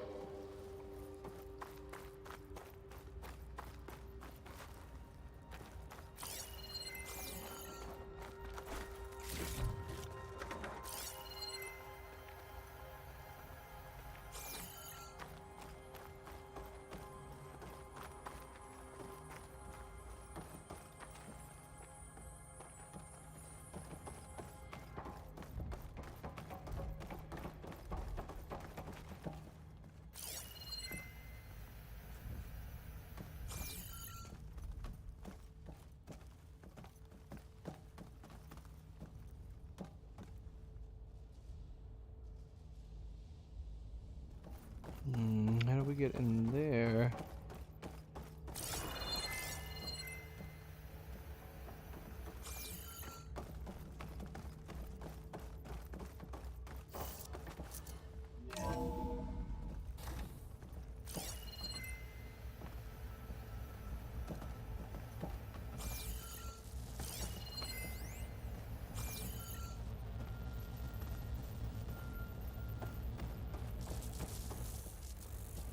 All this stuff. Wonder what they were doing here. Well, knowing Far Zenith, probably discovering amazing things. For their own benefit. Yeah, that sounds about right.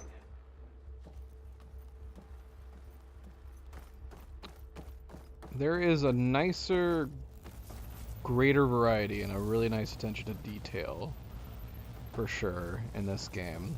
Now, I haven't played, you know, I don't even think we've gone to the halfway point, but every place that we've gone to, cauldron, bunkers, everything's been, for the most part that I can tell, unique, which is a refreshing change, because it means that they actually had time to relax on this one, to not do too much copying, pasting, considering like the last two games I played had an unfortunate amount of copy and paste environments, which really starts to kill my immersion while playing a game if environments and rooms and buildings are just carbon copies from one to the other. Ectogenic chambers. Like the ones I saw inside a Zero Dawn cradle facility. What were they for? Remember when I told you I was made, not born? This is how. A machine that makes keeps a on person. going. That's We incredible. better check in that room. Yeah.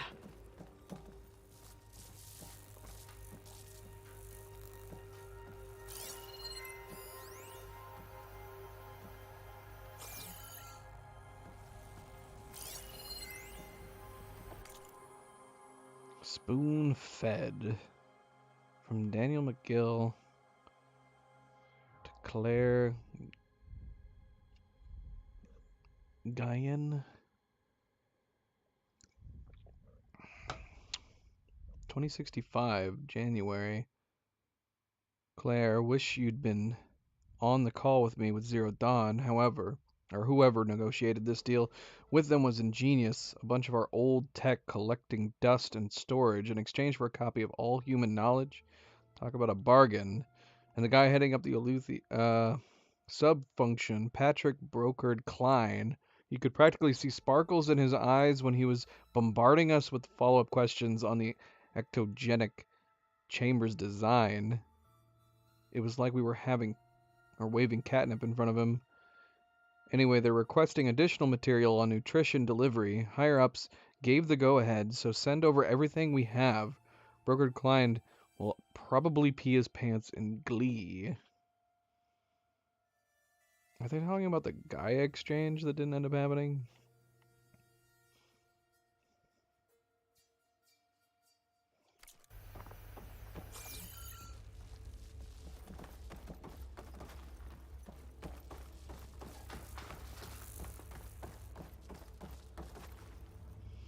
This looks like a battle room. This place is huge. Some kind of storage room, maybe. Maybe the asset is in here somewhere.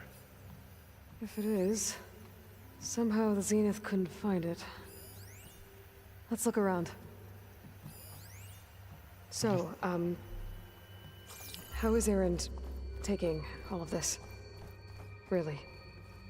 Well, Gaia, the Zeniths, the Focus. It's a lot. But when I caught up to him in the Daunt and said you needed our help, he dropped everything and turned around. Well, he's loyal. That's for sure.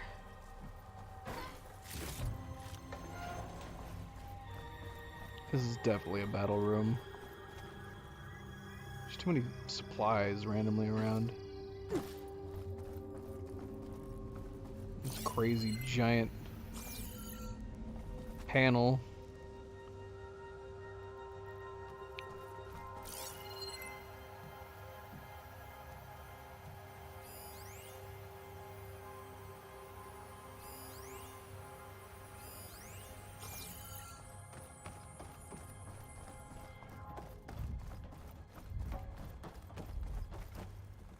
We've said that from the get-go. If anything, they're all very unusually open-minded. I wouldn't mind having at least a couple of the characters to be a little more taken back.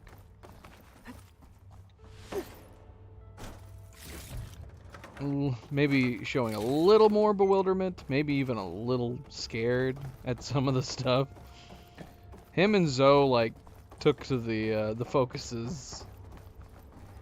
Like, I don't know. Like, I feel like people were more amazed by the introduction of smartphones with touchscreens than Varl and Zoe were to using the focus for the first time.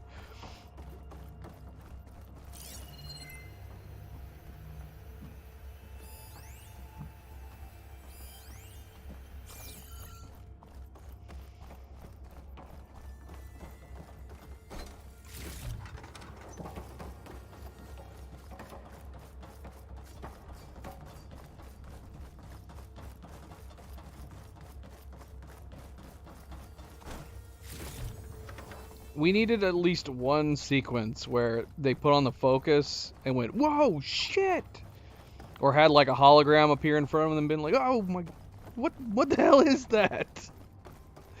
We didn't really have any sequences like that. Hopefully they do something like that in the show. Assuming that the show is good and then gets at least a second season.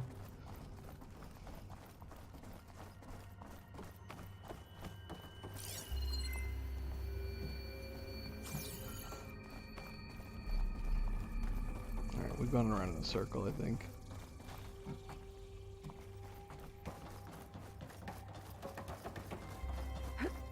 A control console. To access the storage units.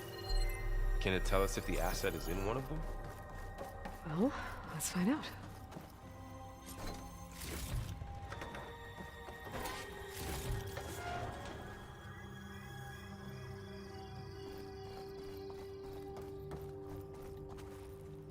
Yeah, but it would be even more so. Like, think about, like, introducing something like virtual reality or augmented reality to someone even today, but where it just appeared in front of them, seemingly. You didn't have to put on goggles or even glasses. It just literally appeared right in front of you. Imagine, like, waking up from sleep and seeing a crazy detailed hologram suddenly in your room with you. Never mind these people who don't, you know, I mean, I don't know. They've encountered robots, so they're not completely in the dark when it comes to technology, but definitely not to this level. Well, we'll see. It's Netflix. I think the main concern I have for this show on Netflix is that I really hope Netflix gives them a good budget. I'm hoping the success of The Last of Us is going to make it so both Amazon and Netflix give their corresponding shows good, decent budgets.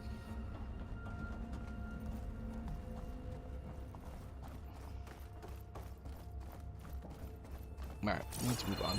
Or should we... Can we explore this room first?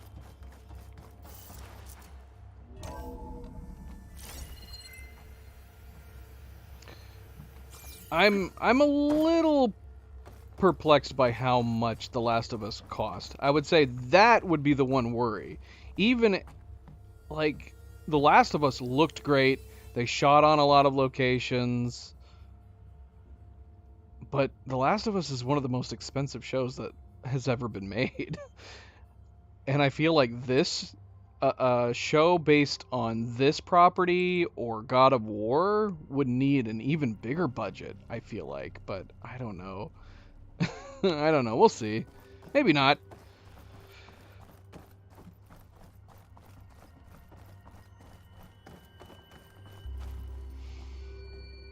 Yeah, that would be a worry too.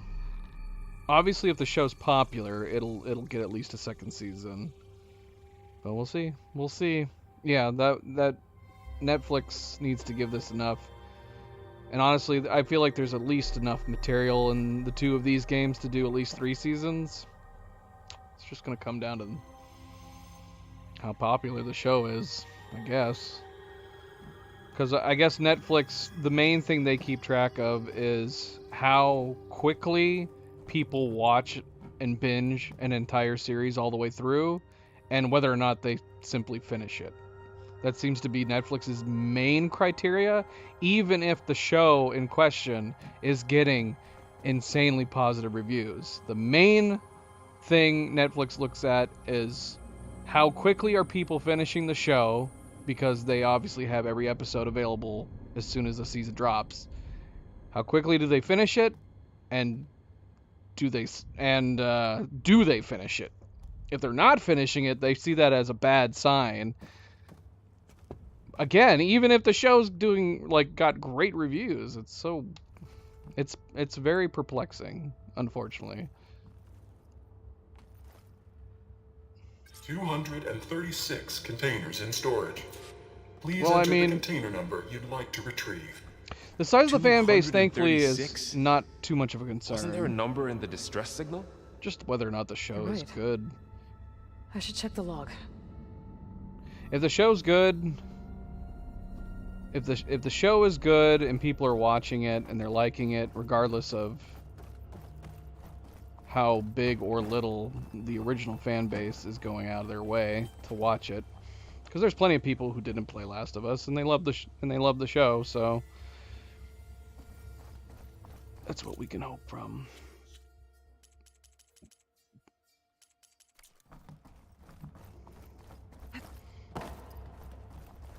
Should we have already been able to figure out the code from something that we read in here? We've got these random numbers popping up on these 4, but they definitely look extremely random. Even more so compared to the fact that we can only do single numbers. 236 containers in storage. Please enter the container number you'd like to retrieve. Should we just guess? Or did we actually see the container number somewhere? Should we just pull out one randomly?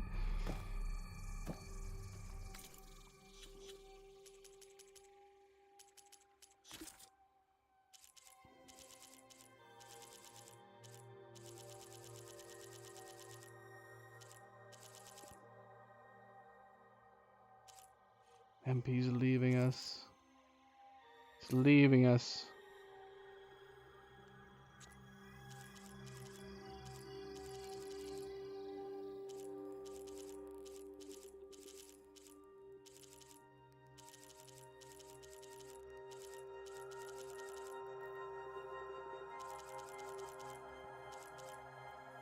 I don't even know where our last ones were. Oh, here's one. Yeah, nothing in here about a container.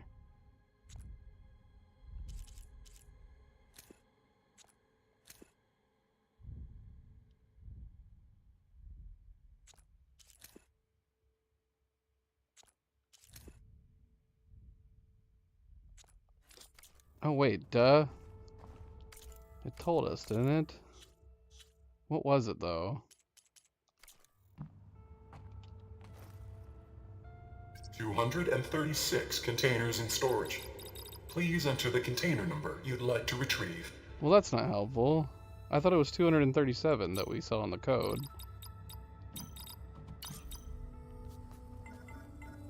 I guess it doesn't matter.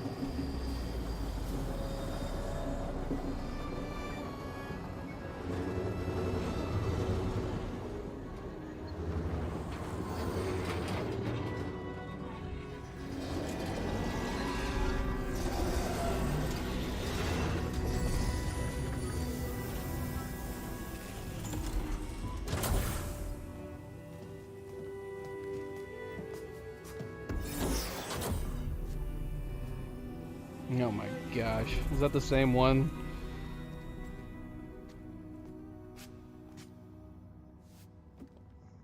Aloy.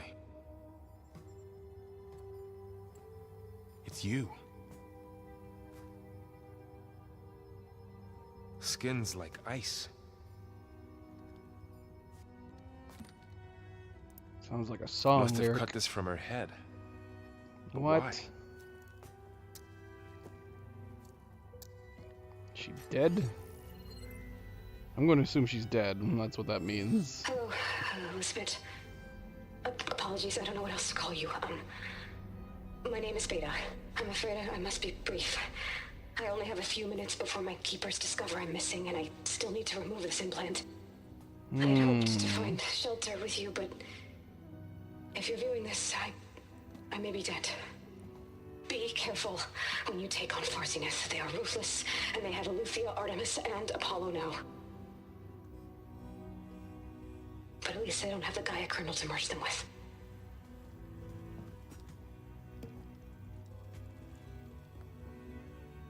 You must succeed, or this was all for nothing. Good luck, and goodbye.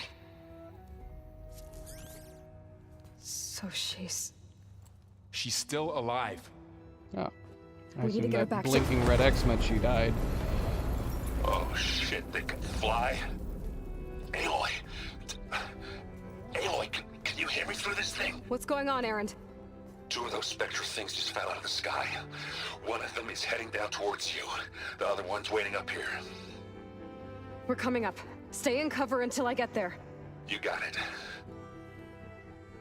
Get her to cover in that room. Whatever happens, she stays with us. I'll protect her. I should prepare before the Spectre gets here. I can't let it get through to Varl and the clone. Well, I thought I was wrong for a moment, and that the disc didn't end up being a battle arena. I guess I was right. Is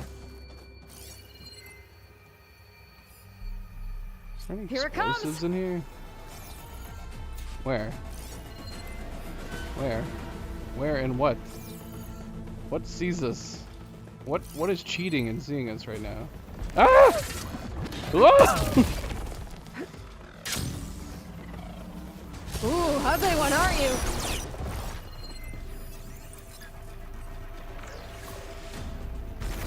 Poison.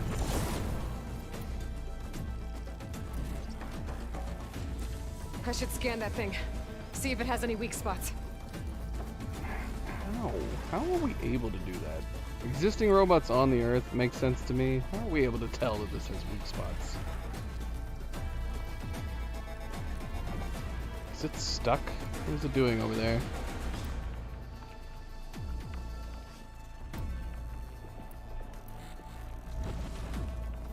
I think it's stuck, guys.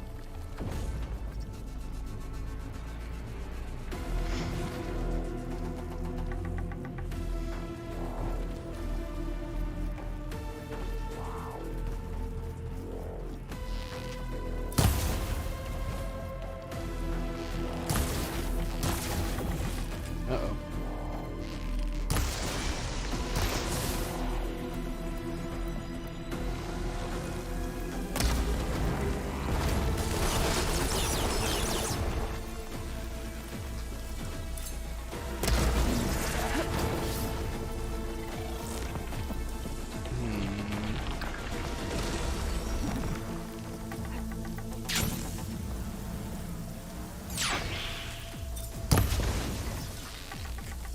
We are not making much of a dent in this thing. I need to find like a nice. That thing's quick.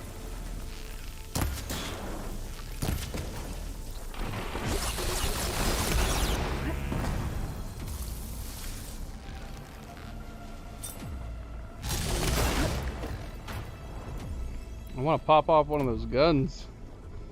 Give us your guns.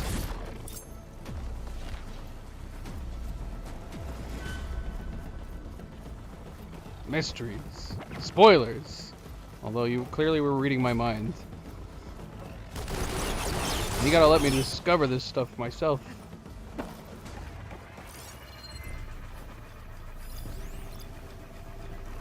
There we go.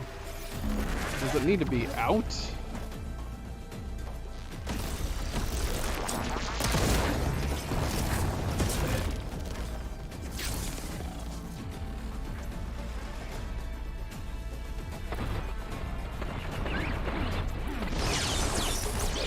See, they're popping out. I don't know if we have to wait.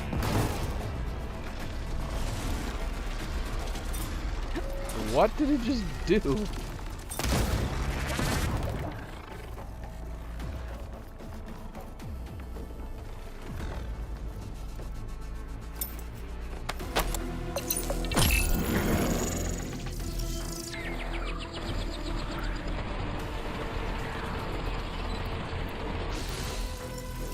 you doing up there? Get down from there.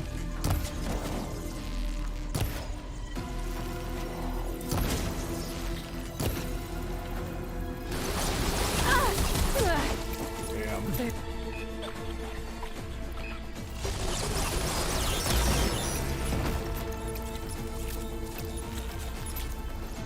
Something just popped off. Okay, we removed both of them.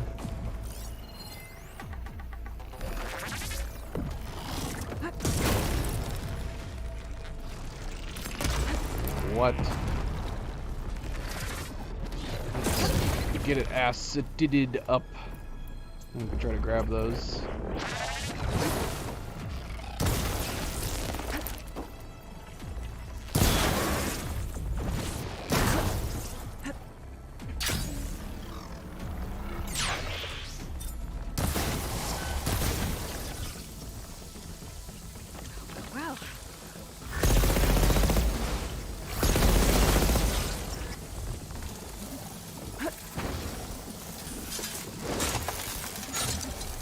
Almost had the killing blow on it. There. Are you okay, Aloy? Yeah, I'm heading up top. Stay down here with the clone for now. Got it. I'll follow once the coast is clear.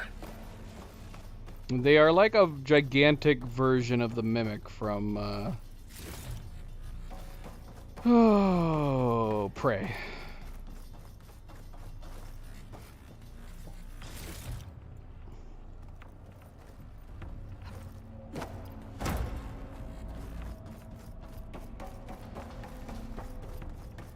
I feel like it would be handy to bring parts of it back with us to study it, and even if to let Gaia study it. Maybe bring this weapon back too.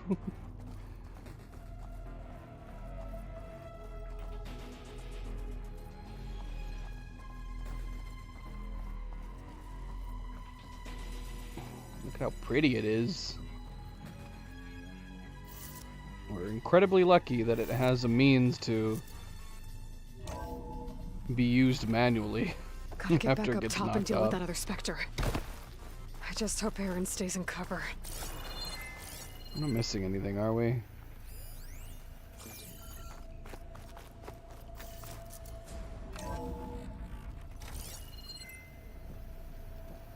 We been in here?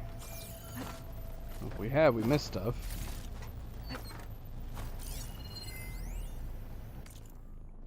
Priority shift. From Song Jiao to the FZ research staff. As you will undoubtedly have heard by now, we have lost the brightest star among us. Research on ectogenesis for the Odyssey was near and dear to Peter, and on behalf of the new High Council, I commend you for all your efforts and the great strides made over the last several years. Yet as we mourn our founder, we must also keep our gaze on the bright future ahead. To that end, we will be shifting project priorities. Over the coming days, you will be briefed on exciting developments in longevity. Research from our Tokyo and Lagos facilities with new assignments to follow. In the meantime, all ectogenic chambers should be moved to storage. Refer to your leads with any questions. We didn't try bringing any of the other storage units. What would have it just delivered like an empty unit if we had tried? Maybe we should have tried. It's too late now.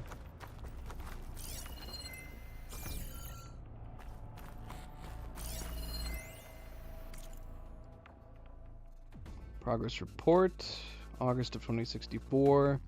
Something has been a significant improvement, decreasing the time between touch-ups that commercially available treatments like Osmanthus' Rejuve gene require. As for Malik's team, the latest results from the near neurophysiology experiments seem promising, and with the supplementary data provided by our Tokyo facility, we seem to be closing in on a functional first-generation implants. Meanwhile, our friends in Zurich have sent over their findings on WEE, mixed results, a couple of promising avenues, but anything bordering on real digital transcendence looks to be decades away. if not hundreds of years away. I don't know.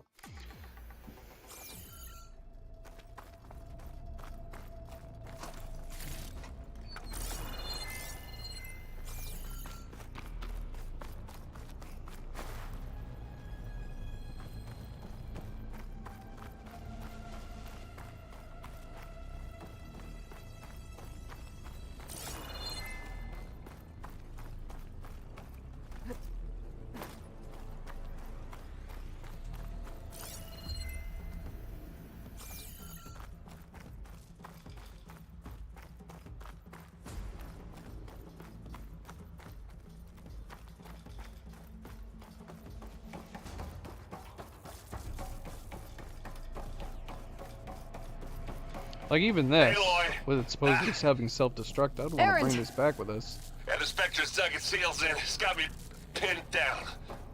Hang tight. I'm almost there. Just hurry.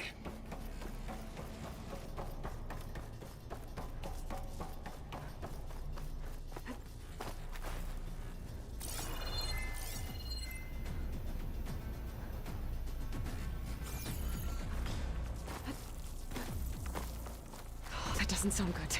I gotta get to Erend. This hole is crazy.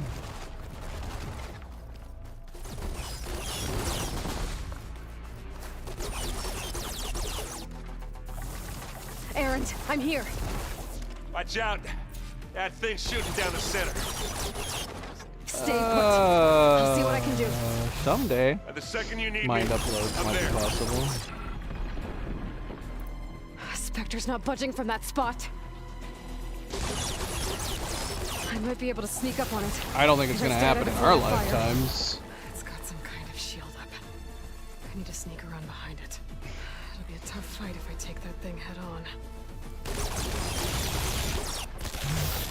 I'm sure eventually one day we'll be able to copy our minds to data.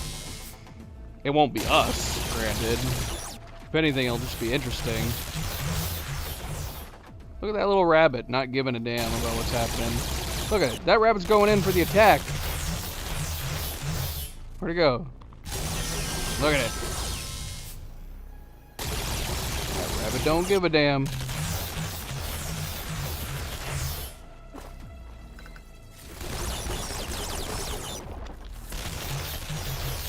A heavy weapon.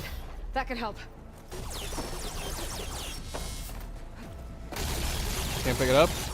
I gotta knock it off. Let's see what I can do with this. Well, this robot's not very smart. Just letting us come right around behind it. Shield down. It's on the move.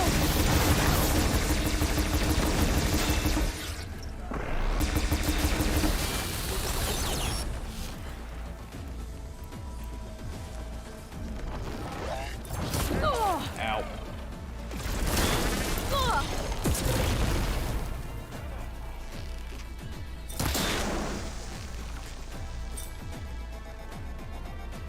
Where'd you go? Let's dent some metal. Now you can hurt it. Ow. You need help, Aloy? And again.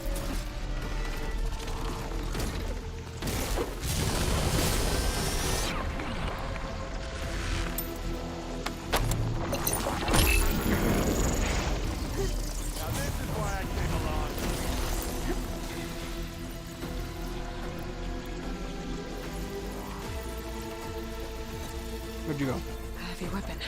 I could use it against the Spectre. I don't know if it's necessary at this point. This is... Ah! Oh my gosh. Alright, well, that didn't work. I love this.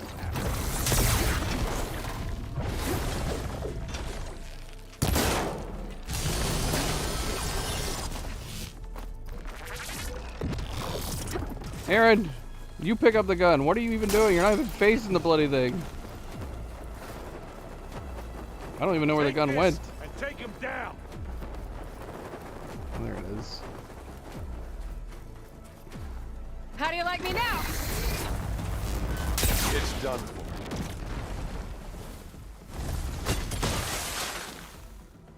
Is that one of its guns?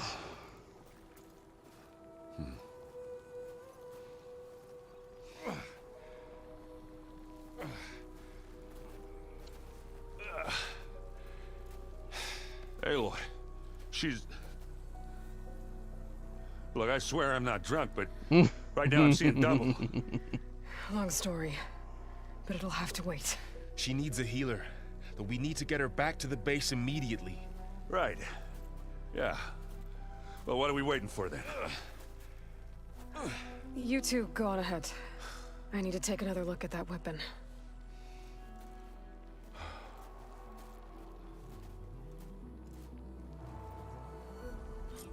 If I can figure out how that thing works, maybe the Zeniths won't be so invincible after all. Sort of. Kind of.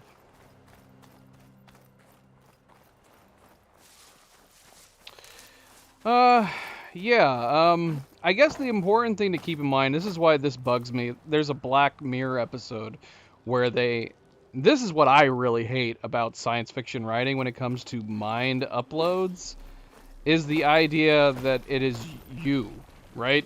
And it's not. There's the Black Mirror episode where you can upload your mind to a virtual reality and then live peacefully for the rest of time in this virtual reality that is your mind that was uploaded to your computer. Problem is that that would not only be a waste of time and a waste of money, because unless you're wanting to leave something for like your family to come and visit just for fun, like, oh, I wish you could have talked to your great-great-great-grandmother. She was a wonderful lady. And now you can, because her mind was uploaded to this computer, and we can jump into this virtual reality, and you can talk to her. It's not really her, it's a copy of her, but you could get an idea of how she was and who she would like. That is a possibility for the future, you know what I mean? The other benefits of uploading someone's mind to a computer would be for intelligent people. Or let's assume that you can copy minds from data into another brain, or a clone.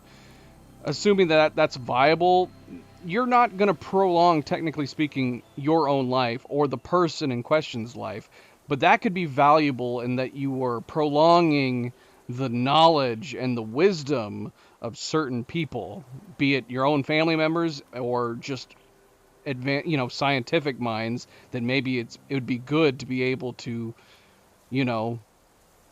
ask them questions and get ideas. Basically, our top minds would never really die, assuming that we could upload them to some kind of virtual... Obviously, I guess the best thing to do in that situation would be to transfer the mind of the person into a clone, so that way they could still be a real mind that can develop and grow as a human. But assuming that we're at the stage that we could actually copy minds to a data proficiently, the AI at that point would possibly be good enough that it would almost be the same thing. So you could still ask that AI that now has their mind questions, and they might actually be able to give you efficient answers. But then again, at that point, honestly, AI might be so advanced that you wouldn't even need to do it for necessarily that person. AI might be so advanced at that point, you can just simply ask an AI questions about data. Think about like C-3PO, for example. You ask C-3PO a question, he can give you like data and outcomes and stuff like that. Hopefully an AI that's less scared of what's going on around it. You know what I mean? That's a loose example. But again, what was leading into that giant ass rant that I just did, the important thing to know that is, even if it ever gets to a point where we have the technology to copy your mind into a computer, it can never be like that Black Mirror episode where you're effectively transferring your mind into a virtual reality where you will now live in that virtual reality. That cannot happen. They would be able to copy your mind, and now essentially an AI version of you is in a virtual reality place, But you are not going to be there. You're going to be dead. There's not going to be a way to transfer your memories and your brain and actually have you consciously be out of your body and now into a computer system. I do not believe that is a possibility ever at all, no matter how advanced technology gets. And that's why I don't like science fiction stories like that Black Mirror episode, because it's absolutely absurd. Like, what would be the point that a company is storing these brains, these minds, in this virtual reality experience? Because the people in that episode that ended up dying, it's not like they're actually in the virtual reality now. They're not. Some weird AI version of their mind is in a virtual reality for no reason at all. But, like I said, the other possibility for something like that would be as if you wanted to store your family's minds in a virtual reality that you would maybe want to visit and talk to. It might be a neat experience to be able to visit your ancestors. Why is this rabbit not dying? This rabbit's a cheater.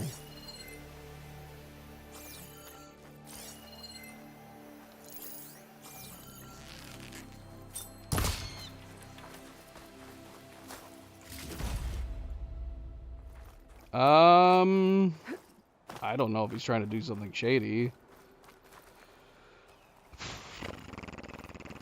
I think it's dangerous to put implants. If Elon wants to volunteer himself to do brain implants, by all means. I mean, I don't know what kind of implant he's trying to do. Is he trying to effectively make a way that we can, you know, have our brains access AR content, even VR content, because there's going to be an actual chip in our brain that can basically change the way you view and feel and stuff like that. There's definitely some advancements to computer chips that can adapt to the human brain that has a lot of benefits that I don't think we're anywhere near tapping into. Think about diseases, brain diseases, you know, Alzheimer's, dementia. We will probably eventually have the technology one day that you could put an implant of some kind into your brain that might be able to curb stuff like that. Or let's say you have an irrational fear of something. You might be able to put in a computer chip that might be able to make you not have that irrational fear anymore. I mean, what do you define as merging AI with humans? What does that mean? Is that what he's genuinely trying to do? And what does that mean? I mean, is it a situation where he basically wants at the flip of a switch in his brain, he can just come up with any answers? Like, he's like, I wonder how to do something, and I can just instantly tap into the internet and have that information transferred to my brain. I mean, never mind the fact that that's also a very viable technology that one day we might have, but I still think that's way far off too. I mean, this is all great science fiction stuff. I don't think any of it's near reality. But you think about, like, The Matrix, right? Basically what they had was implants, this technology that's stemmed into their brain, and then when they're able to be hooked up to it, they can download any information they want to their brain. That would be the same idea, but again, we're talking about a technology that's beyond, like I said, not within our lifetimes.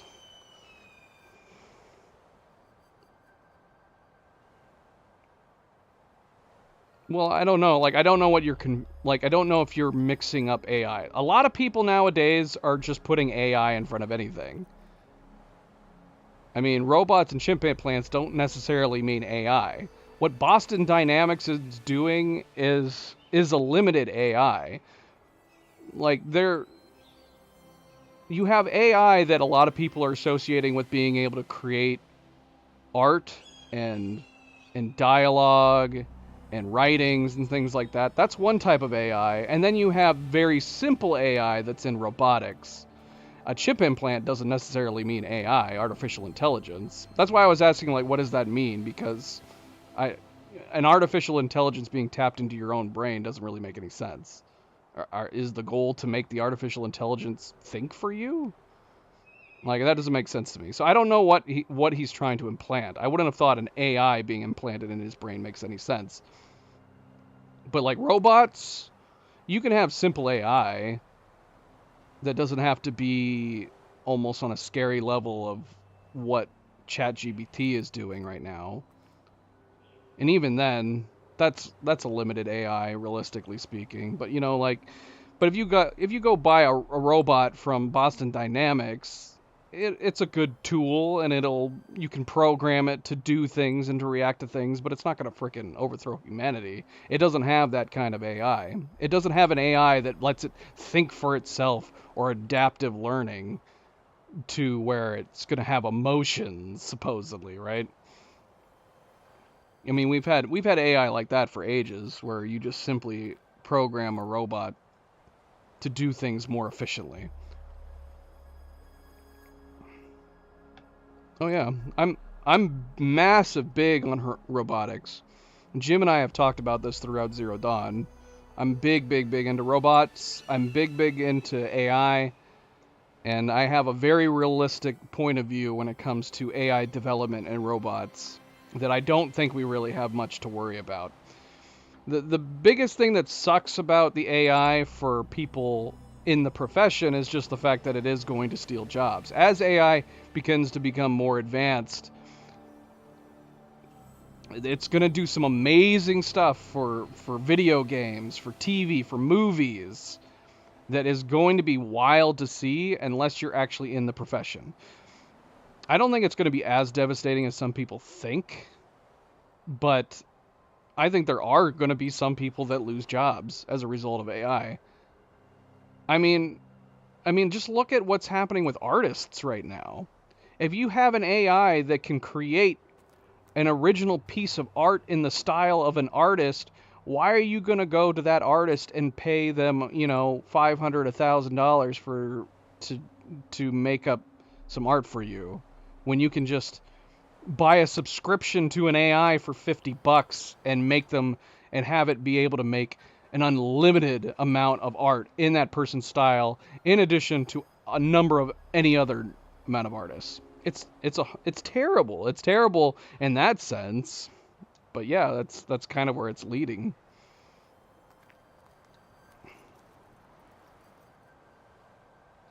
I think there's a lot of points where the AI in this game and AI in other games that I don't think makes sense to do. I don't think it makes sense to artificially give an AI emotions. That kind of AI has some fun research potential. It doesn't make sense for most AI and robotics to actually have something like that. Most AI, you're just going to have them think technically and logically, and they're going to have rules. Like, I don't think it's possible for AI, for example, to become self-aware and then try to take over the world. I don't think that is ever a possibility. AI can end up possibly causing harm to humans, because I don't think all humans are going to adhere to the written rules of AI can, you know, never cause harm to humans and can never let harm come to a human by inaction. And those types of rules, you know what I mean? Or the Asimov rules and all that stuff. The reason why it's possible that AI can possibly harm humans is that all you need is to have somebody, almost like some of the AI is being in this. They don't necessarily have emotions per se, but if you program an AI that says you need to, if it comes to it and your survival is of the utmost importance, that means you need to do anything within your power to make sure your survival, you know, that you do survive. Then that obviously, an AI that is developed with that mentality, yeah, of course it's going to possibly hurt some humans. But you're talking about needing the scientific field to actually program that into an AI for some reason. And that could possibly happen with military AI. Most other applications, it's probably not going to get to that point. And there will always be an off switch. There will always be an off switch. There will always be a way to get around it.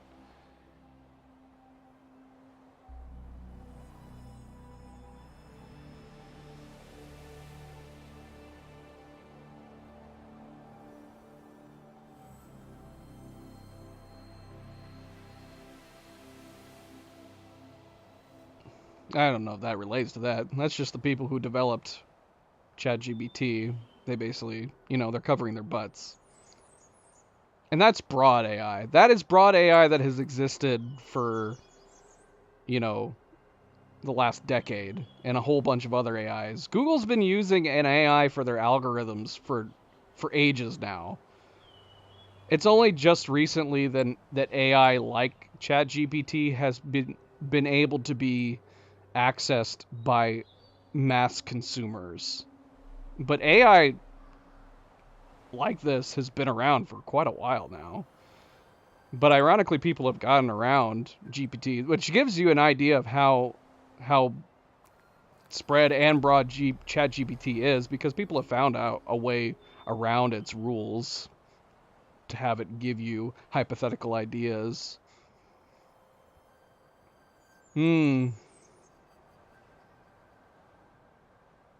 But no, I do not think it's possible for ChatGPT or any AI like it to become self-aware.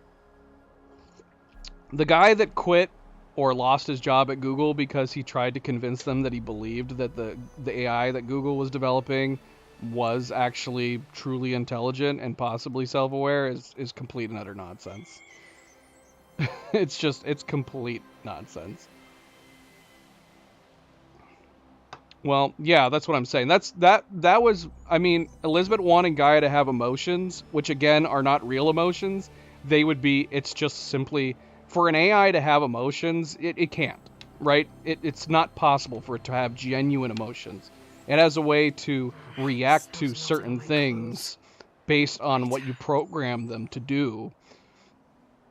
And you can even have an AI adaptively learn to react a certain way more realistically based on your observation of how humans react. But none of it's genuine. It's all just advanced programming.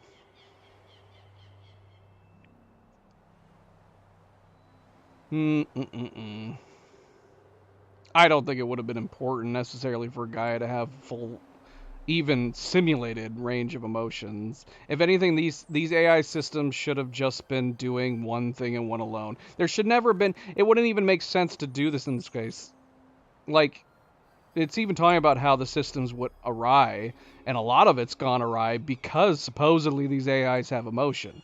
It just wouldn't, there's no benefit to needing to give them emotion. You can give them programmed a good bedside manner to make them more, you know, approachable. But if you're designing a system that's supposed to just simply prolong humanity hundreds of years from now, you don't make it that complicated. Keep it simple. Make sure they're doing their tasks and have them have a whole bunch of, you know, subroutines and whatnot that's going to correct itself if said plans start going awry. But you wouldn't have it set up where these AIs could possibly get in quote angry or in quote sad. Just don't worry about any of that. It's not necessary for the survival of humanity. And maybe don't have someone like Pharaoh in charge to be able to just delete every single file when he starts to go crazy. Maybe make sure that it's a system where you need multiple people to be able to allow that to happen. Possibly.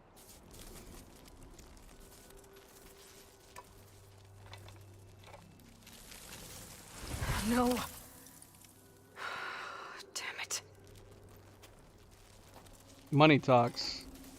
There's going to be some company at some point. There's already robotics being developed for military use. If you don't think that the U.S. currently has a huge, the extensive weapon fragment to robotics Gaia to program in analyze. place right now, If we can replicate it, maybe we'll have a way to defeat the Zeniths. I that's should check on the clone, too. just Well, naivete right there. Where's our guest? We're in the maintenance corridor below the control room. Okay.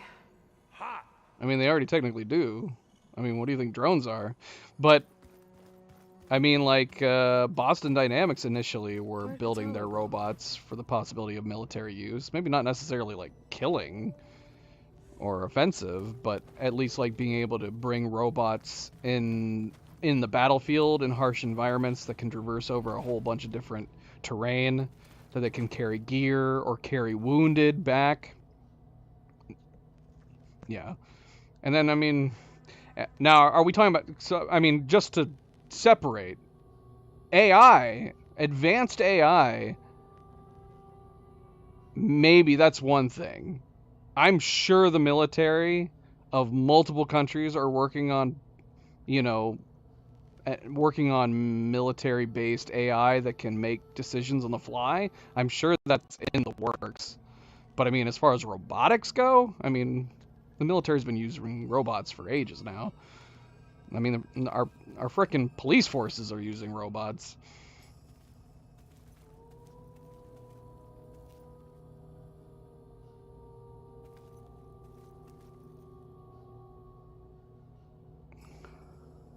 Like the old ones.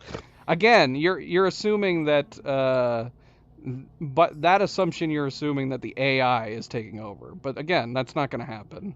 That's not going to happen. It's definitely not going to happen by the 2060s. I can assure you that. If someone's putting weapons on something like Boston Dynamics dogs, they're having to program it to do that. It's not like the dog is going to develop an advanced AI where it becomes self-aware and it believes it needs to kill its masters in order for its survival. That's not going to happen.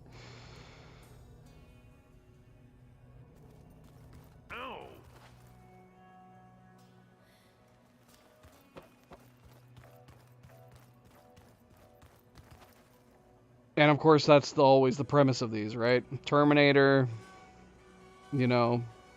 Skynet was under the assumption that it needed to survive and that humans were a threat to its existence, so therefore it wanted to wipe out humanity to ensure its survival.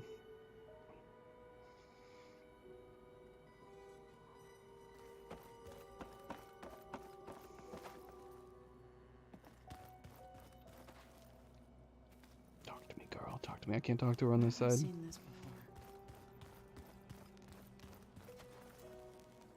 Aloy, you're back. Yeah, I'm just, checking up on how everyone's doing. You mean after meeting someone who looks exactly like you, but isn't you, down in the basement? Guess this must be even stranger for you than it is for us, huh? A little. Varl said she may be able to help us in our mission, though. Maybe. I mean, they were all AI. I mean, the one system, it was stupid AI. Again, this is, I mean, a robot like that would never be built anyways. But the systems, this is why I do think the story in this is actually one of the scarier robots ending humanity stories out there. Because they had a bizarre system in place where a robot could consume biomatter of all kinds and build new robots as a result. So and now in this case, that was definitely AI. And what do you mean they weren't intelligent? They have to be intelligent to some degree, because that's basically what the robot was doing. It believed it was needed to consume to survive. So it was definitely AI. I mean, all the robots in this are AI based.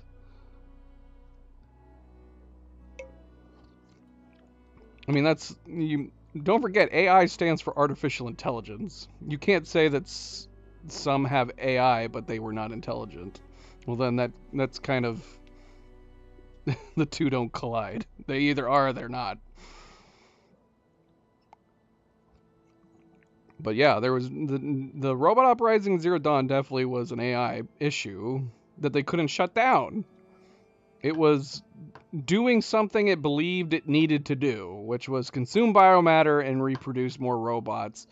And humans and all other life on the planet was getting in its way. And it's a horrifying idea. It's an absolutely horrifying idea. Just consume everything in sight and basically kill the planet.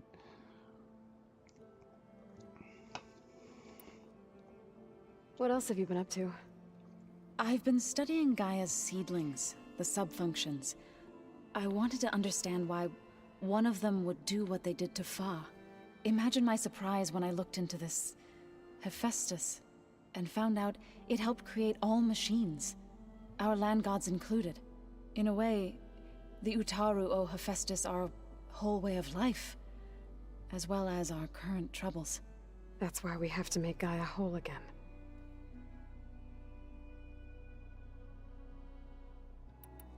Learn anything interesting lately? There's been much to read up on now that Aether has been reunited with Gaia. It's hard to imagine that machines like Stormbirds once helped heal the skies. I used to be terrified of them as a child. Thunder still brings chills to my skin. But everything Gaia creates has a purpose, no? Yeah. And if we can get Hephaestus back, she can get those Stormbirds in line. I hope that wasn't a warning about potential story spoilers in this game, Jim, because that in and of itself possibly just spoiled something for me in this. You said you met Beta? Varl mentioned she was hurt. I thought I'd offer her an extract to soothe the pain. That was kind of you. I just hope she doesn't plan on staying burrowed down there like that. She looks like she's barely seen the light of day as it is. Because now I'm going to be expecting something related to what we were just talking about. I need to get going. May the land bloom in your steps. Does it bloom in our steps, though? Does it? Aloy, there are more supplies in the chest. Help yourself. Oh my gosh, what did you guys get me now? Where are you guys getting all this stuff?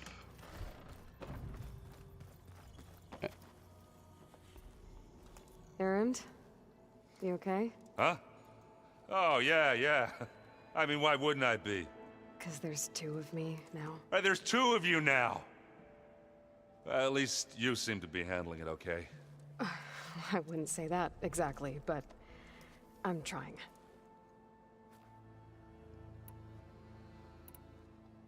What you reading next? I saw Gaia added something to the archives about metal rods being used to harness lightning during storms.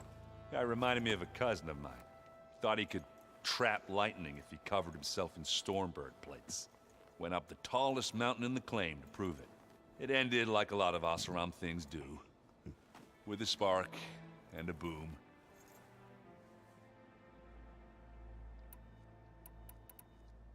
What are you working on with your focus? I'm still figuring out how to read stuff on this thing. Those two lovebirds over there have been giving me a hand. But to be honest, all the little symbols, they give me a headache. But I'll get up to speed. I promise. Did you speak with Beta at all? She didn't really wake up till we brought her here. And when she did, I thought it'd be better if Zoe and Varl took care of her.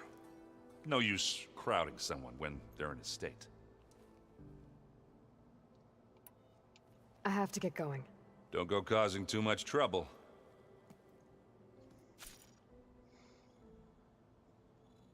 Too much trouble. Impossible.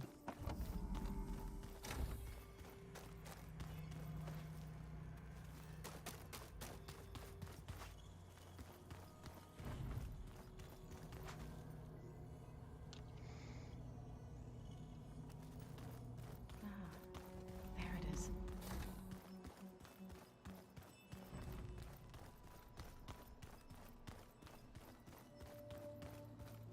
Looks like some of the holograms are working now. I have repurposed the displays to track Regala's activity in the region. A useful war map. See, even something like this would be blowing people's minds. A war map that can change.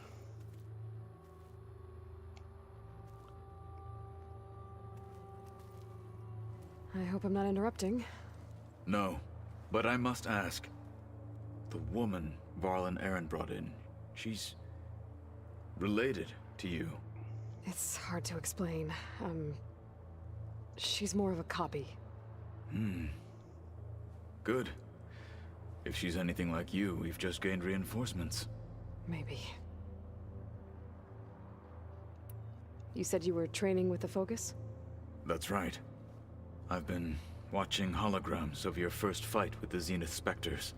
They are faster and more agile than any machines I've faced before. How many do the Zeniths have? I'm not sure. Probably a lot. I would not wish to face them en masse. I'm with you there. Speaking of AI, Jim, you were supposed to go watch a show and play a game. I don't know if you've done that since. You were needing to go watch shoot. What is it called? The HBO show? Hunting with Wolves? Is that what it's called? And then you were supposed to play Detroit Become Human.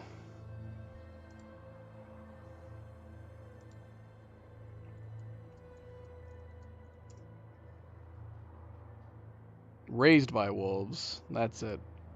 Raised by Wolves on HBO. And the video game Detroit Become Human. If you have an interest in AI and robotics, those are both excellent.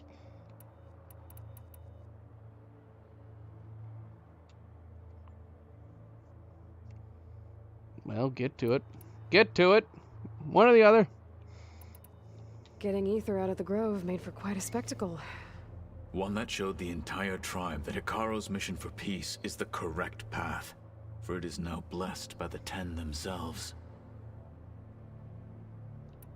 I heard my friend Talana came by the base. Did you get a chance to meet her? Briefly. A bold woman going into Tenakth territory with that Karja armor of hers. She'll be lucky if my people don't shoot her on sight. She'll be careful. She's just looking for someone who might need her help. Whoever it is, they better be worth dying for. Have you had a chance to speak with Varl? Briefly. He fought well against Regalla's troops at Barren Light. Are all Nora as skilled as the two of you? I'm not exactly one of them. But anyway, the Nora can hold their own. They managed to push the Karja from their lands. I thought my tribe was the only one to have done that. Impressive.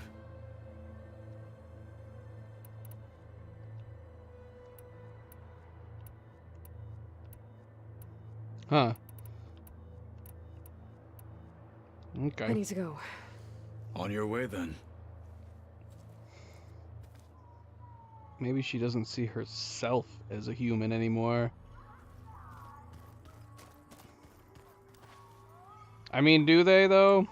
That was something that I was pointing out that I really would hope that the TV show would do, is that I believe they should make Elizabeth and Aloy have different accents. They can have the same voice. Their vocal cords shouldn't really be any different, but their accents should not be the same.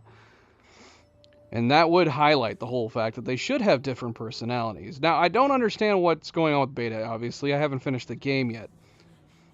Do these humans from Sirius have a way of creating clones where it speeds up the process? All we know is that when she was cloned, she was a baby.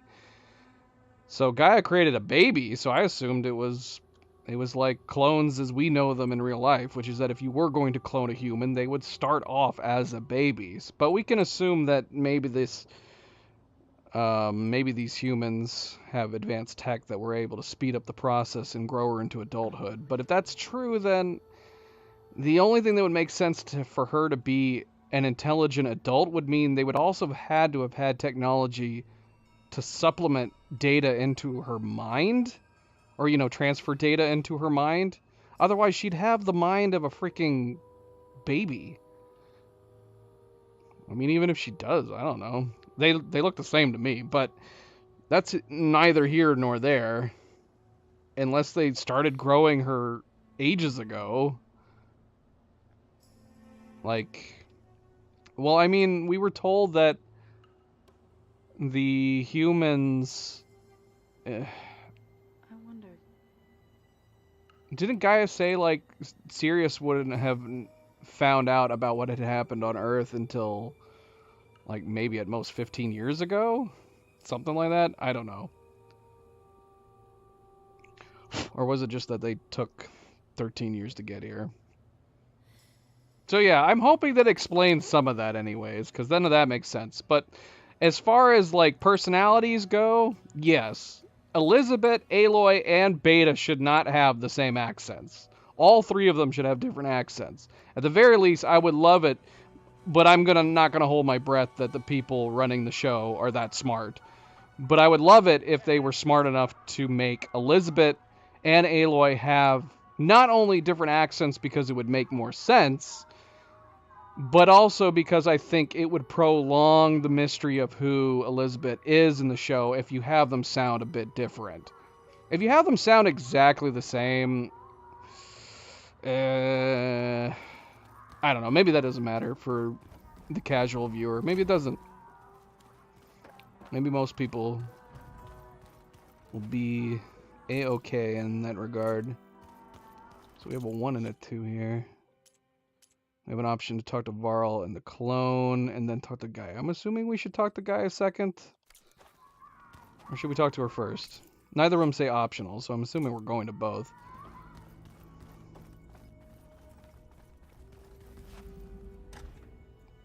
Well, yeah.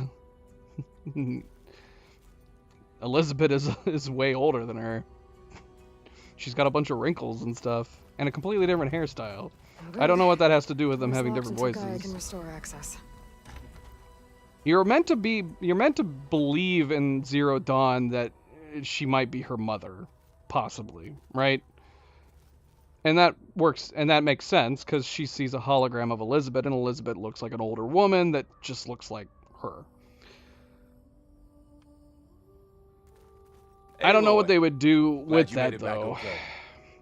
Unless they give the people of these tribes, like the Nora, an accent, a different type of accent, which technically speaking they should have.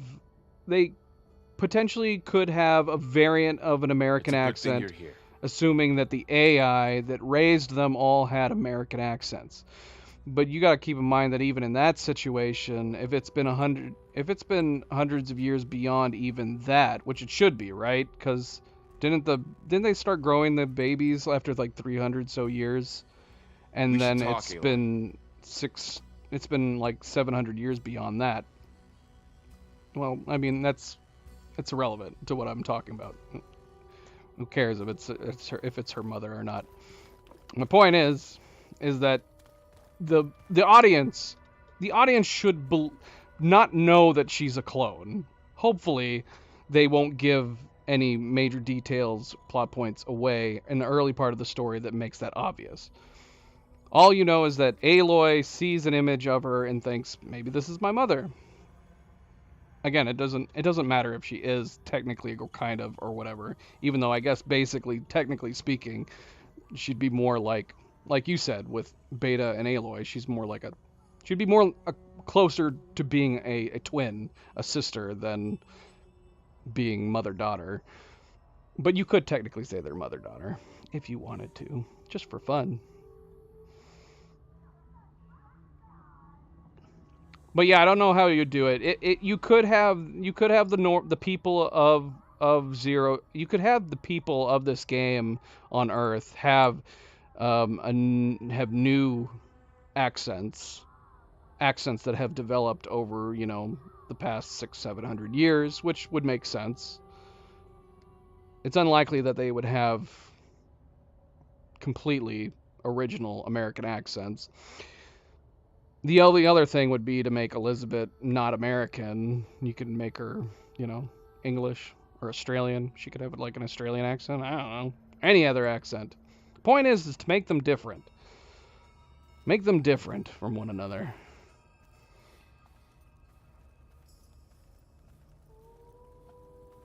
Aloy, glad you made it back okay. I need to talk to Beta. Let me talk to the Beta. She panicked after waking up and stumbled down here. I thought it best to wait for you. I'll talk to her. Hello?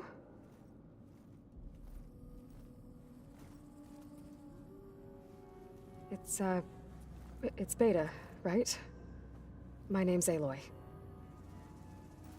What's wrong? Is it your injury? Simulacrum withdrawal syndrome. I don't understand. Sudden removal of a neurologically integrated data device. The brain, especially the cerebellum, goes into a kind of sensory freefall. Everything real feels unreal. Distant. Is there anything that can help? Well, she definitely seems intelligent. It's primitive, but I can make it work. Yeah.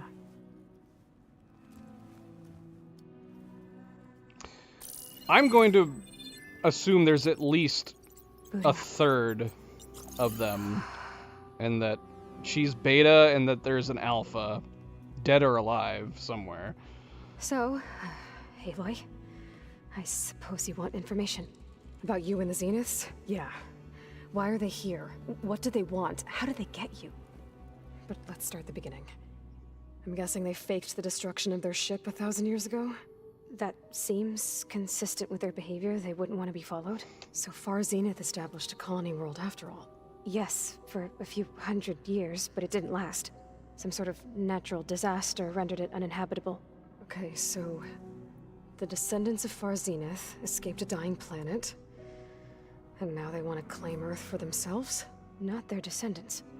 What? Not their descendants. It's them.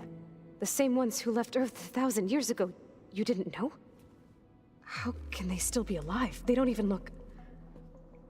What do they do to themselves? I believe it's a combination of pharmaceutical, cellular treatments, and technological implants. And you? Does that mean that you're... I'm not like them. I was made. On the way to Earth. So they've just prolonged their lives. On the ship. I spent years studying in my training interface. All so that I could serve my function. Access and control of the terraforming system. But why? What do the Zeniths want with it? When I discovered the Zero Dawn system had disseminated into its subcomponents, I thought my purpose was to fix it. But I don't think the Zeniths want that at all. I think they want to wipe Earth clean and start over. That's weird.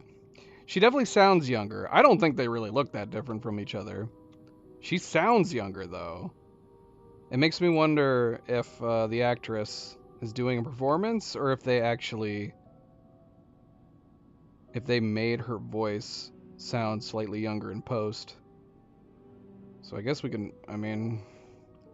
How old is Aloy supposed to be? Like 20 at this point? 19? So the Zeniths want to exterminate life on Earth. That's what Gaia and I concluded too. But why? Why kill everyone just to take over? When they took me on missions with them, I saw how they butchered the tribal people we encountered. They didn't seem to care about a rejuvenated Earth, so I concluded that they must want a hard reboot of the system. Then they can redesign it to be exactly what they want. Mass extinction for their own comfort? Who thinks like that? Well, without their Gaia kernel, they'll have a hard time doing that. The Zeniths needed Elizabeth's gene print to access Zero Dawn facilities. So they made you. Trained you. And you... When did they make her? They told me I was born to interface with the Zero Dawn system. When we reached Earth, I pieced together what must have happened to Gaia and her... When they reached subordinate Earth. Functions. That's when I started to realize I wasn't meant to fix Gaia. That they must have made me so I could do what their remote extinction signal failed to do. Reboot Earth for their own benefit. Wait, what did she just say? So did they make her when they arrived? That wasn't that long ago, right? So you know about the extinction signal?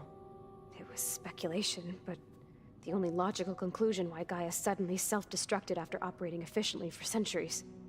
Gaia would have only undertaken such a desperate course of action if it had detected a threat to life on Earth that was more dangerous than ceasing function altogether. I should have realized that she would also order the recreation of Elizabeth Sobek to rebuild her. Yeah, well, surprise.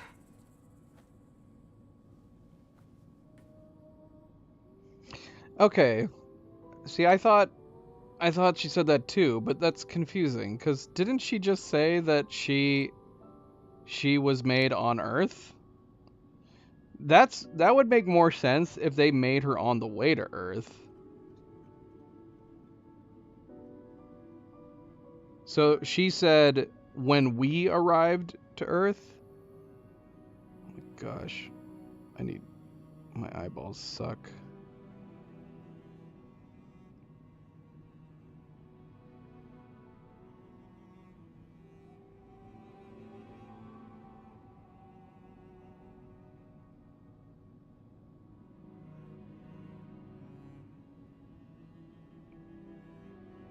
Yeah, she said when we reached Earth.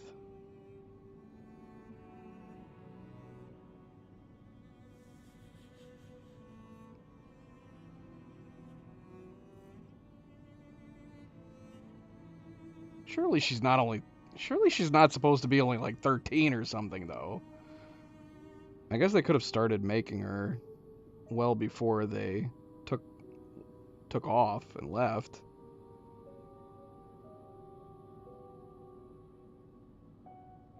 That'd be weird, right? She definitely doesn't look like a 13-year-old. I wouldn't even say she looks like a 15-year-old, but I guess we could assume she might be between 15 and 17 or something. I don't know. How old are you, Beta? Just tell me that. So we're dealing with the she has a same Your Far Zenith Origins. people I should have who picked once that. lived on Earth. What else do you know about them? They were some of the most affluent and powerful people on Earth. They controlled almost every major resource, every industry. Gerard commands them. He's the one who decided to set up a base. The others, Eric, Tilda, Verbena, they resent his authority over them, but in the end, they always do what he says. Eric. He's the one I fought back in the Hades Proving Lab. He enjoys hurting people. Yeah, I know. You said you were born on the way to Earth. In an artificial womb, I'm guessing?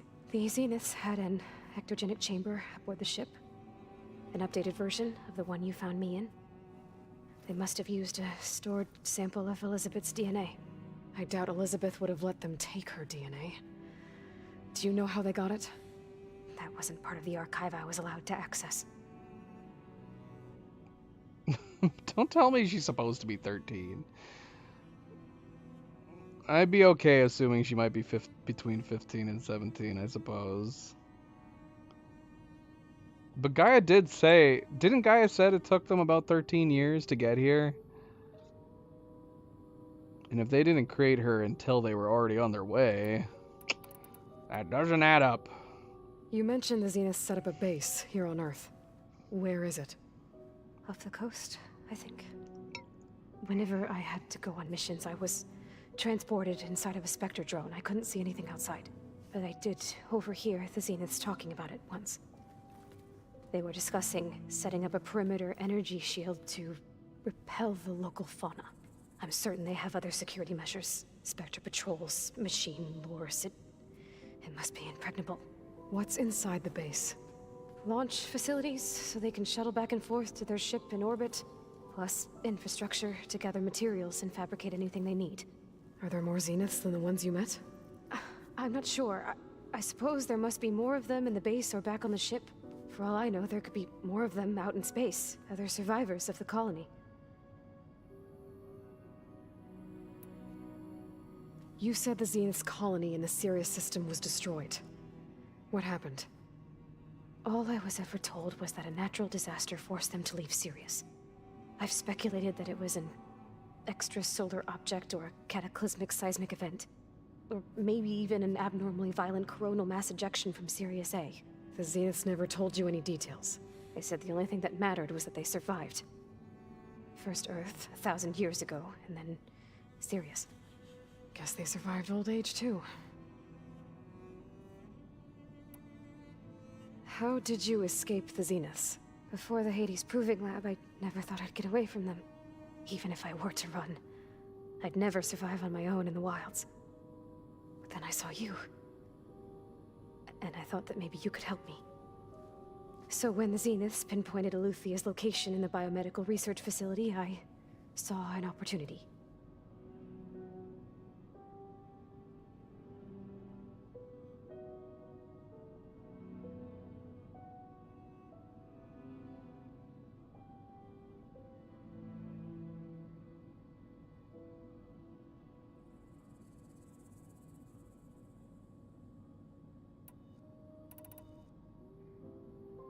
So you know about the extinction signal? It was speculation, but the only lot self-destructed after operating efficiently. Gaia would have only undertaken such an action if it had detected a threat to life on Earth. That was more dangerous than I should have realized that she would also order the recreation. Yeah, well...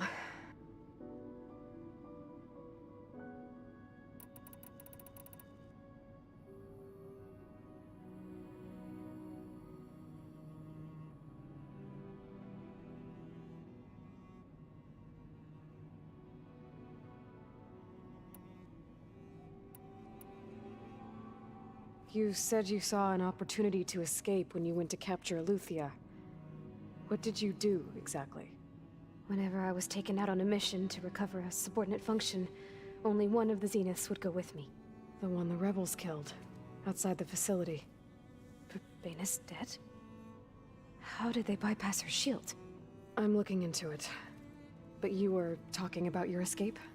Well, when it was time to use the Zenith's transmitter to send Eluthia back to base, I also sent the encrypted transmission. Then I distracted Verbena long enough to seal myself in the ectogenic chamber, altering the facility's log so it appeared that there were only 236 containers. And the Gaia root kernel? I told them I could capture Eluthia faster if I had it with me, and they believed me. Well done. You said you spent years studying in a training interface. Was this archive you mentioned part of that? But only the parts I was permitted to access. Aristotle and Aspasia, the avatars of the archive, would assign me learning modules and evaluate my progress. Wait, those names. They were designed to be the virtual guides for the Apollo database, before Ted Faro purged it. The Zeniths have a copy. So it still exists. And you got to learn from it. Only what was deemed pertinent to the mission. If I requested information outside of my parameters, my tutors would deny it. To have all that knowledge, just out of reach. Must have been frustrating.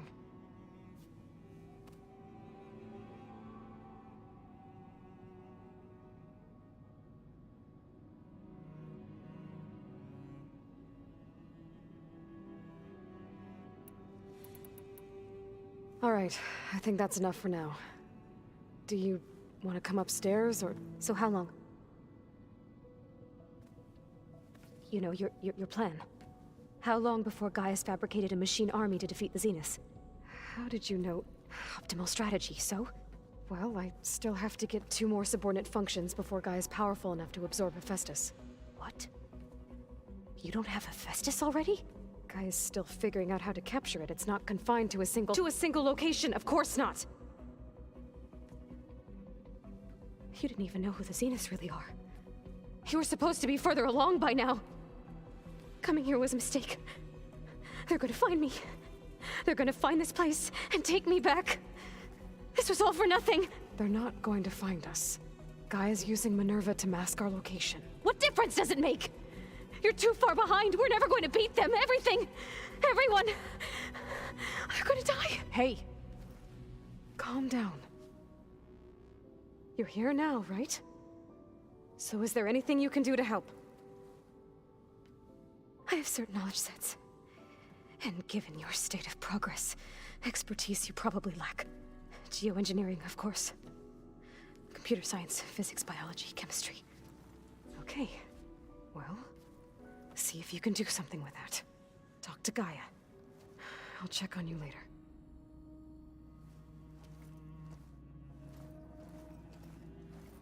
How'd it go?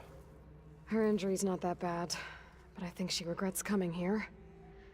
Feeling might be mutual. I'll come back later and talk to her. See if I can learn anything.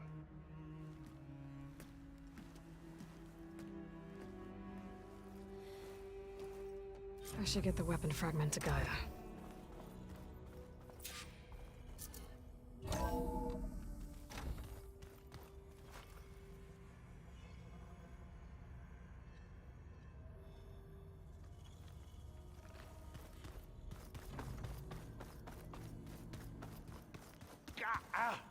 God, you are lucky I need you.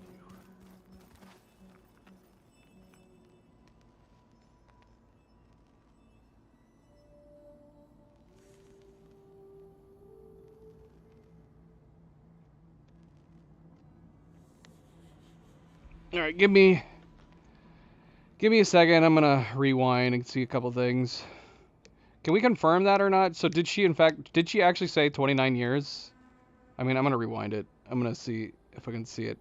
Am I just misremembering what Gaia told us, which was that she was under the impression it was like 13 or 15 years or something travel time? Because that makes a big difference. Both of those numbers is a huge difference. All right, hold on a second.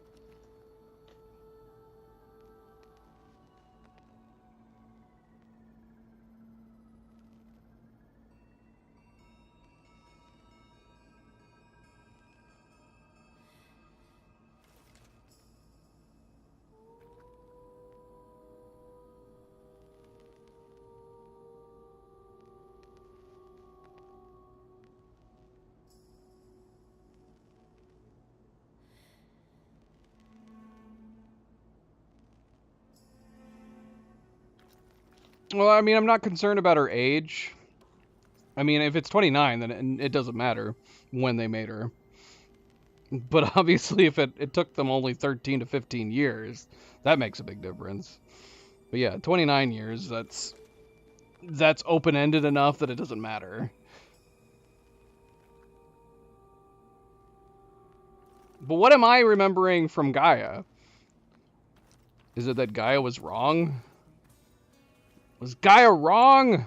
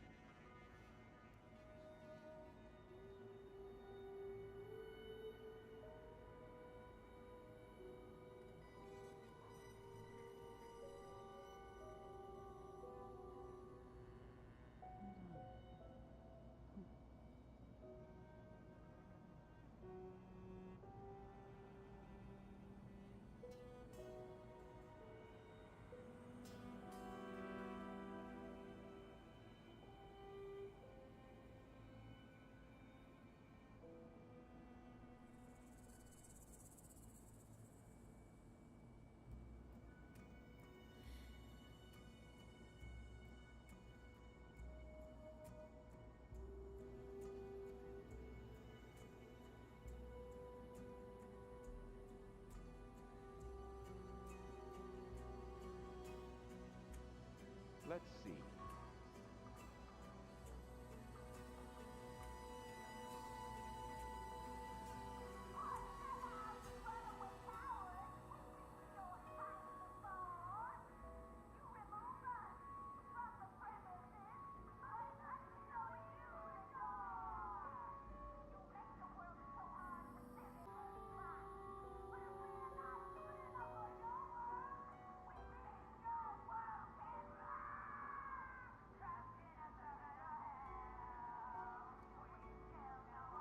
Well, I mean, we could bring up the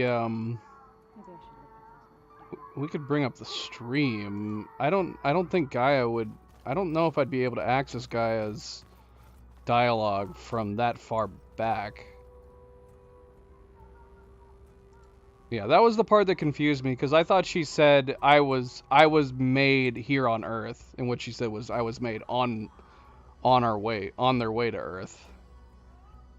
But then I saw her say when we arrived, and I was like, wait a minute. What do you mean when we arrived?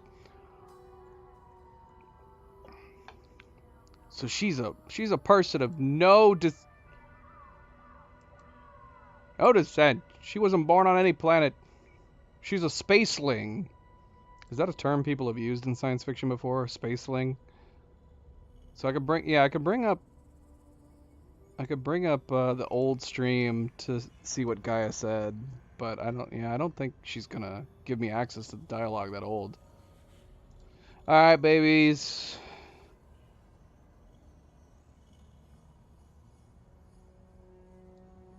Good night. Good night. Good night. Good night. Sleep well. Let's go ahead and talk to Gaia real quick, and I'll see if I can access her dialogue that far back, but I'd be shocked. Usually, like, especially since a lot of these dialogue options, they keep having you reselect the same spot over and over again, and once that happens, it removes the prior dialogue. Welcome back.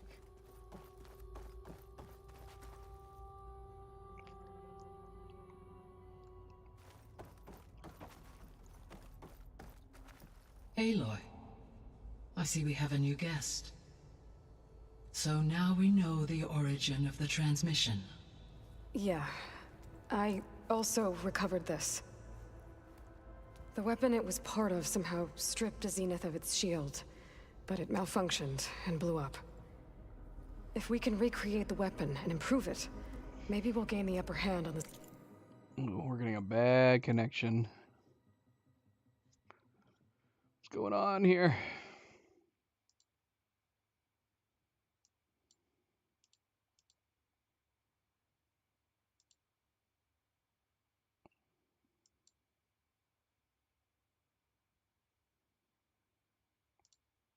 I don't even remember when we talked to her about this. Oh, yeah, I do. Wait, was it episode 4? Actually, no, it was episode 5.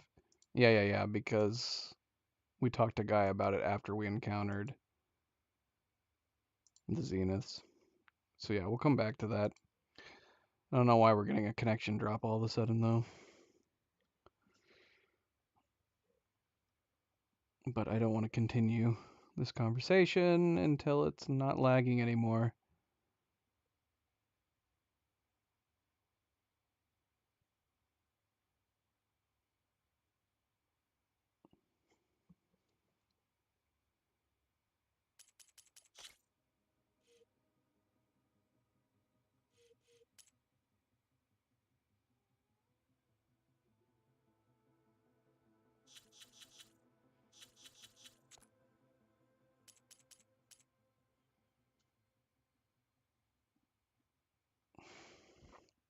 Did I jinx the stream trying to look at other things?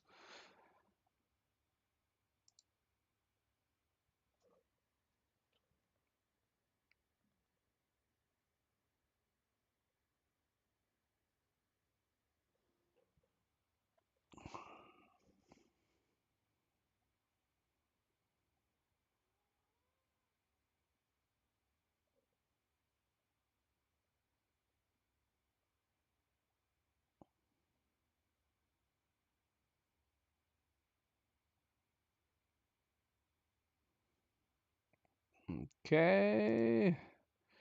Why, YouTube? Why are you doing this to me right now? I'm right in the middle of all this exposition.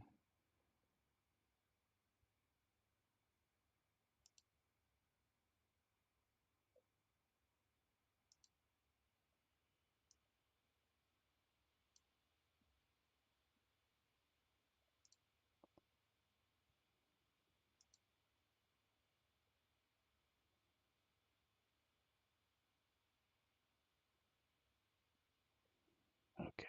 Is it good? Is it good?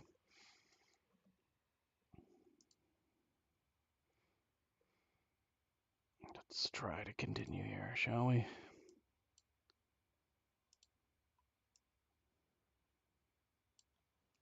Zenith.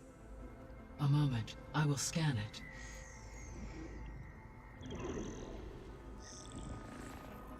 Complete. By combining the results with data from your focus, I can infer that the weapon was highly advanced, comparable to Zenith technology, but not how it worked. Did the explosion corrupt the data? It was only a catalyst. The moment the weapon malfunctioned, it appears a command executed to purge all data within its core. Ostensibly, this was to prevent the weapon's secrets from falling into enemy hands. Whoever designed this weapon knew how to cover their tracks. Silence. Based on your data on him, that is my conclusion as well. And he's not gonna cooperate with us. Well, it was worth a shot. But that's not all.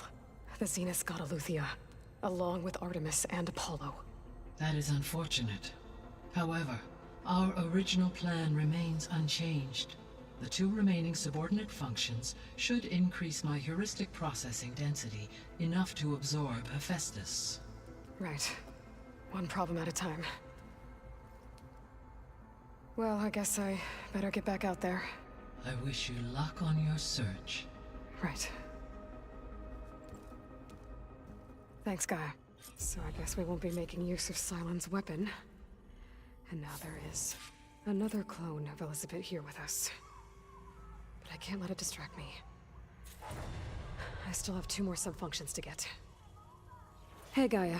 It's me. Hello, Aloy. Did you wish to continue our discussion?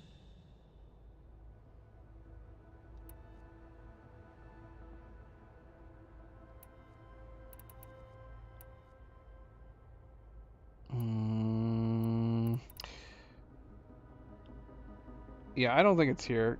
Let me bring up the stream real quick. Hold on.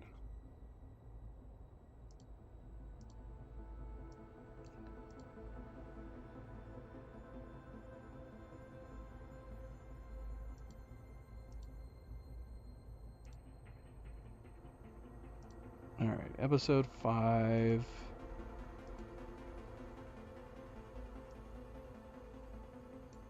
Where did we talk to Gaia? Was it right at the beginning that we talked to Gaia?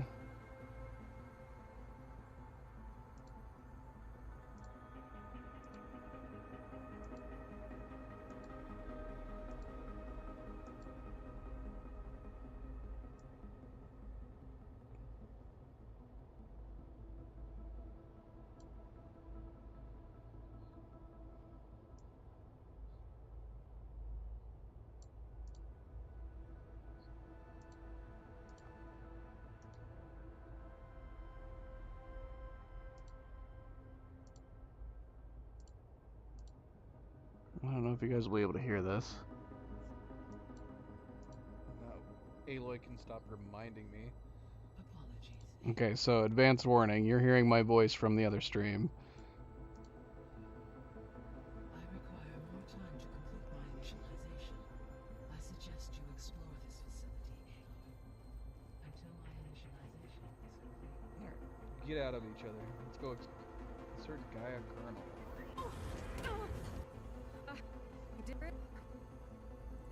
That is me skipping through it. That's right, give her the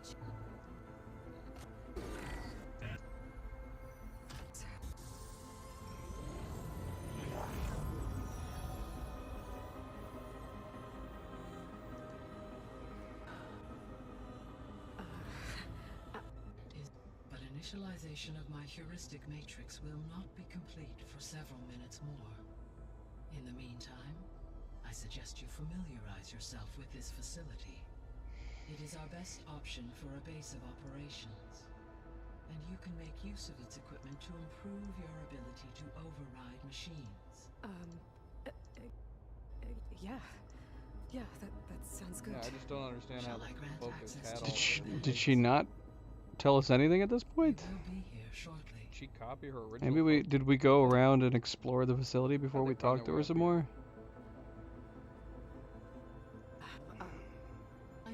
Okay, Marl Zoe came in. Your focuses, allowing you to communicate Oh, that's right. She was needing to reboot. She was taking a nap. So we explored the base.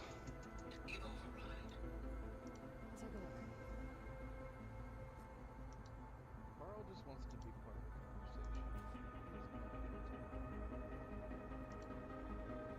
conversation. I guess you guys can watch what I'm watching if you want to.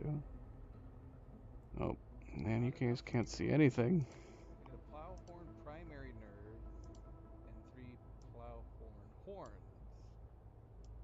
I need some plowhorn horns. Plowhorn horns. Plowhorn horns. Looks like I need data from machine parts to fix the corrupted override. Oh my gosh, why is this cropped so much?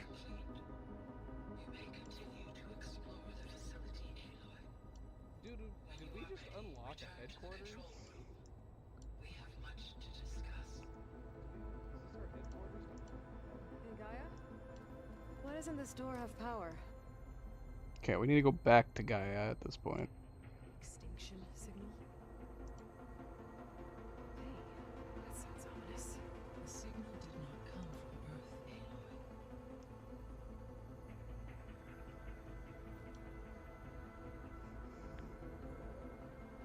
The calculations are complicated, but it appears to have originated. I'm getting lag. I don't know if it's because I'm watching this. This is the best planetarium ever! Points. What's so far away, and why does it want us dead? The Sirius star system. What? Sirius? Unless I don't know. Unless that was to ensure. they were out there. Yeah, that's one conclusion to jump to, I guess. Strangers who tried to kill me at the Hades Proving Lab? The ones with the clone? Are you saying that they're from... I was thinking it was going to be a more... And then everybody on... Likely. I could see the people on Earth. The one I found.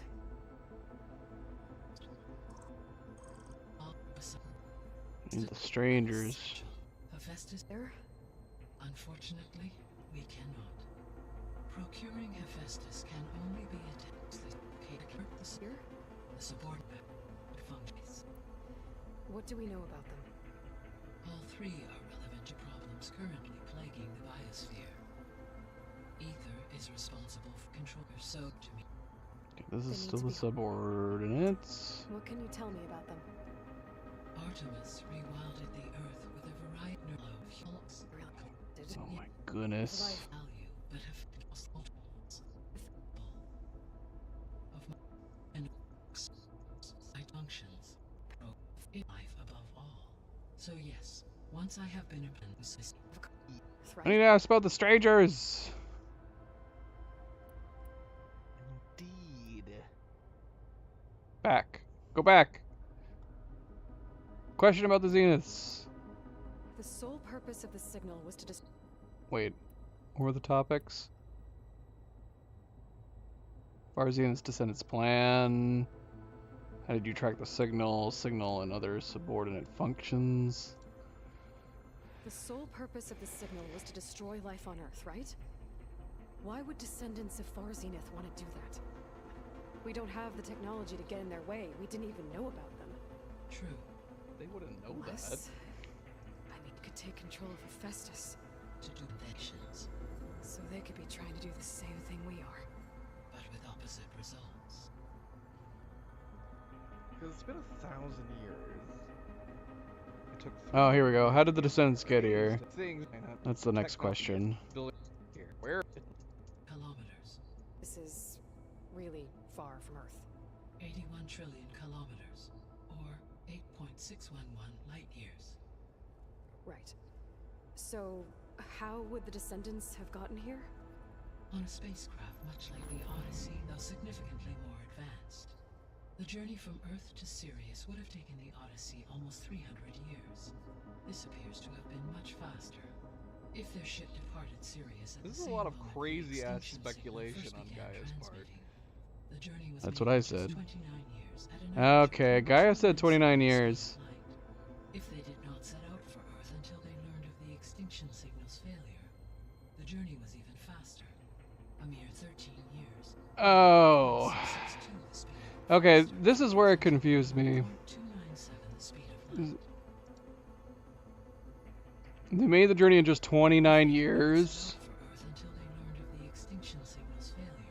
So she was speculating that it could have been 13 years. So it turned out to be the first speculation. So she originally says that, what does this say? The journey was made in just 29 years at an average of 0.297 the speed of light. At an average of 0.297 the speed of light. If they did not... A lot of crazy ass... The extinction signal first began transmitting. The journey was made in just 29 years Earth until they learned. And then she speculated if they did not set out for Earth until they learned of the extinction signal's failure, then the journey would have been even faster, or only 13 years.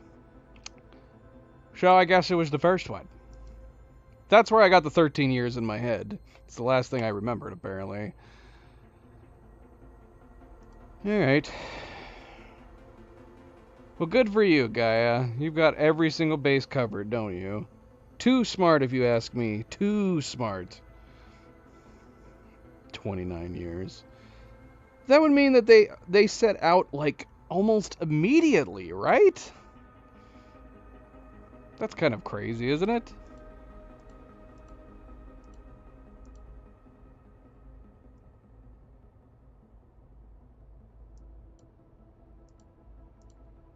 Yeah.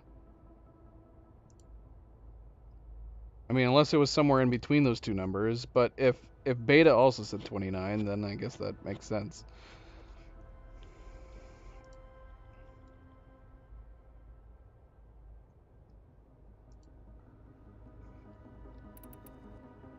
Gaia's too smart. She knows too much, if you ask me. Too much.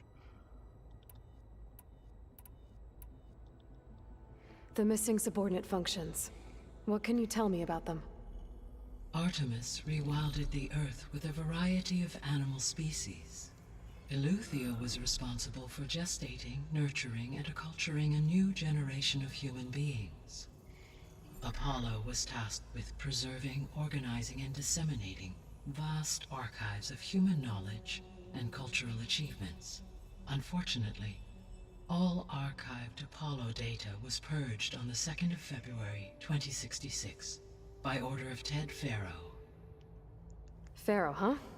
I really hate that guy. Understandable. He appears to have been pathologically narcissistic, impulsive, and unstable. Why am I having deja vu again? All three of the missing functions have already served their purpose, or were prevented from doing so. Do you still need them? Restoring their remaining elements would increase my heuristic processing density, empowering my overall function. Unfortunately, as we now know they are in the possession of Far Zenith, attaining them in the short term is very likely impossible.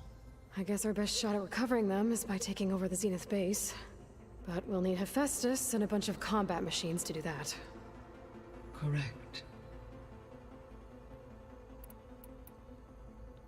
So, once Hephaestus has been recovered and merged, you'll regain the capacity to mass-produce machines at cauldrons around the world. Yes, and to program their behavioral routines, or even control them directly. Did I do this one too? So you could build an army of machines. Attack the Zeniths and take them out. I don't remember this one. It is in my one. nature to take any and all necessary steps to preserve life on Earth, human life above all. So yes, once I have been empowered with the capacities of Hephaestus, I could design, build, and command such an army. Given the nature of the Far Zenith threat, doing so may be our only option. I must admit, however, that I have misgivings about using such technology to kill, no matter how aggressive the enemy. That's good. It means you have a conscience. No, we listened to this one too. Why did As they it look was like they were Indeed. lit up? Yeah, I totally did those. Am I losing my damn mind?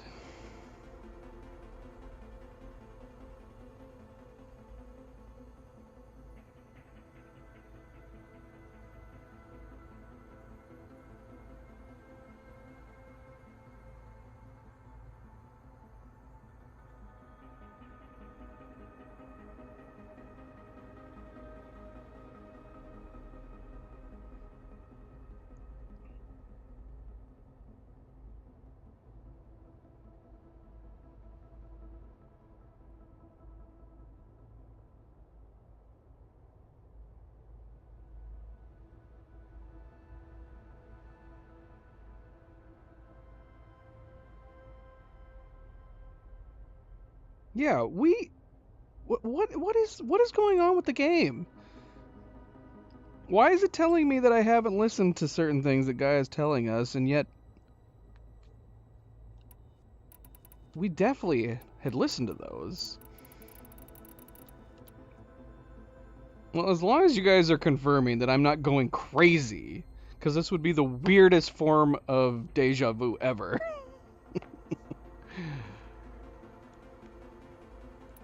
I mean, they're not lit up now, but both of these were definitely lit up before. But I'm pretty sure that we listened to both of those.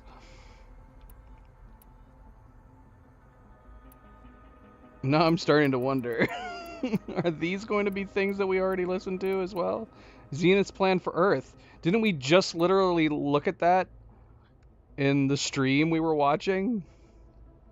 And the signal and other subordinate functions? Beta believes oh, but I don't want to accidentally miss something. System to wipe out life on Earth. Start over, so they can build it how they want. Further supporting our hypothesis. But why? Given their technology, they could wipe out the tribes of the world by easier means. And if they're the same people who left Earth 1,000 years ago, wouldn't they want the biosphere to be as it was? It is likely they adjusted to different planetary conditions in their colony on Sirius. They may be trying to recreate that environment here. Turning Earth into a new Sirius. Their own personal playground. So the Zeniths are the same people who left Earth. Physically immortal. How'd they figure it out? Okay. From what we know of Far Zenith, it is plausible that prominent geneticists and engineers were offered a place aboard the Odyssey in exchange for their expertise.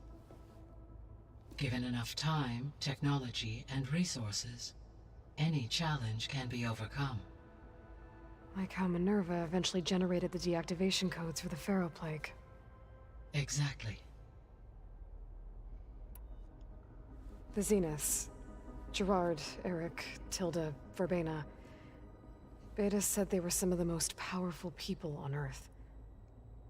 Do you know anything about them? Unfortunately, no.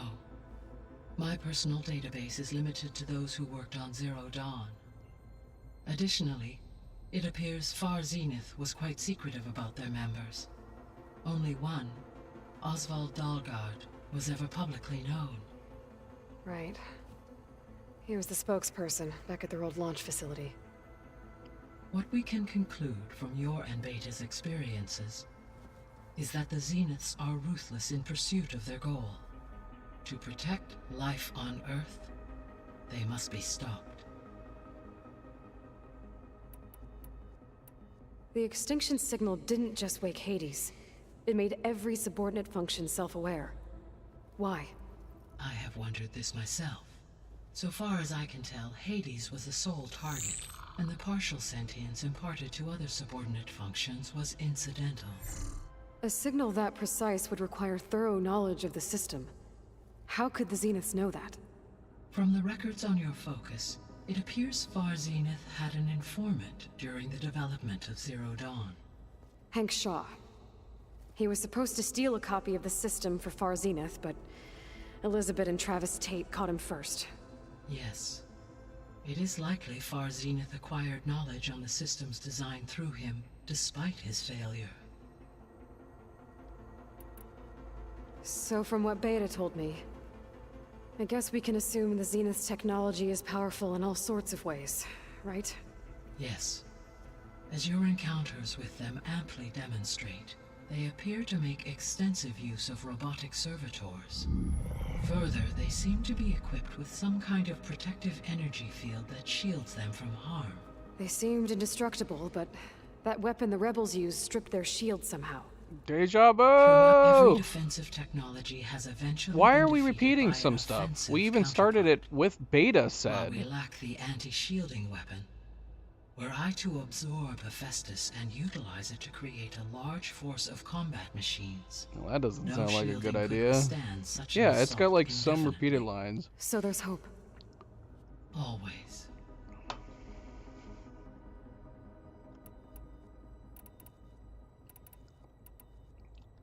Why does that seem like a bad idea?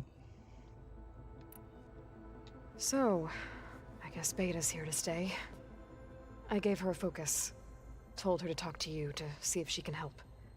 She's not what I expected. What were you expecting? I don't know. Dang it, man. Connection's dropping again.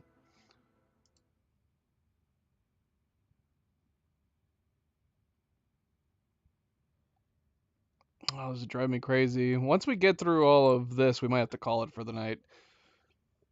YouTube keeps going from excellent connection to like show connection, poor connection. I mean, we could stop and restart the stream, which has worked in the past, reconnecting it to YouTube, connect it to a different server.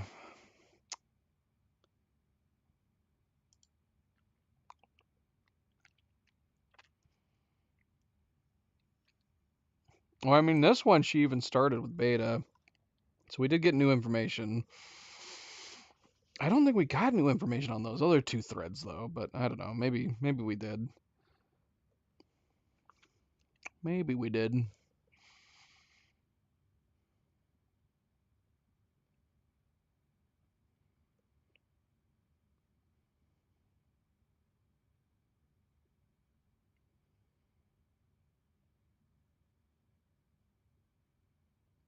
I hate sitting on the pause screen. There's no music, there's no sound.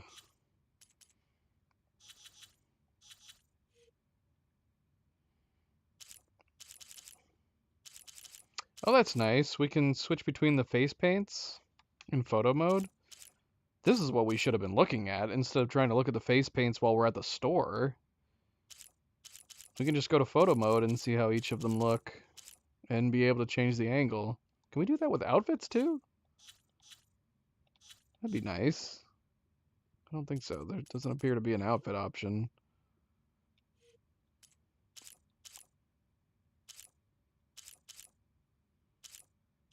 Dude, are they spoiling face paints for me? I don't think we have some of these. I don't know. I'd have to look at them more closely. Like, when did we get Ranged Master? Oh, did we unlock that from a skill that we unlocked? I'll have to look next time we're at a face paint place. Power Shots? Chain Burst? Did we get face paints from unlocking some skills?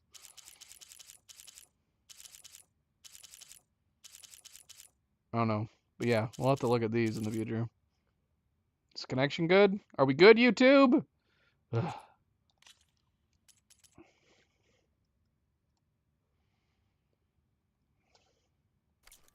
Someone more helpful, I guess. And less pessimistic. It is true she overestimated our progress. However, it is also worth noting that her confidence in your abilities emboldened her to escape the Zeniths. I guess so. Give her time. She may yet come around.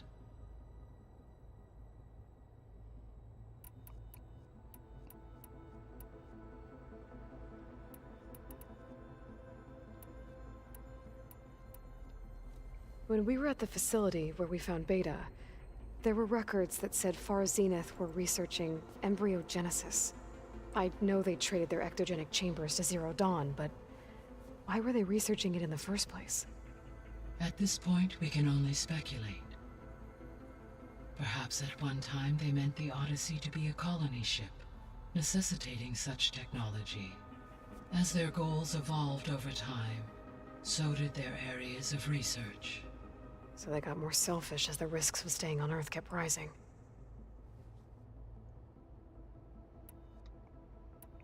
See you later, Gaia.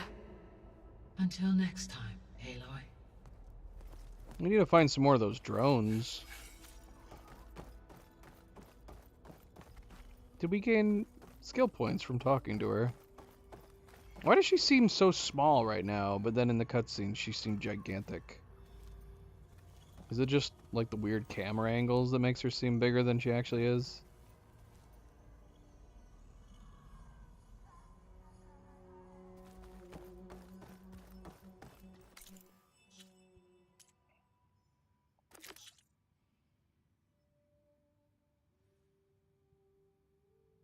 Okay, so if we're doing them in order, Poseidon is next. That's going to be Las Vegas. What do we have on the side quest front? Talana. Talana's on the way, so I guess it would make sense to go ahead and go visit her. We got side quests over here, opening the arena and Blood for Blood. What level are those?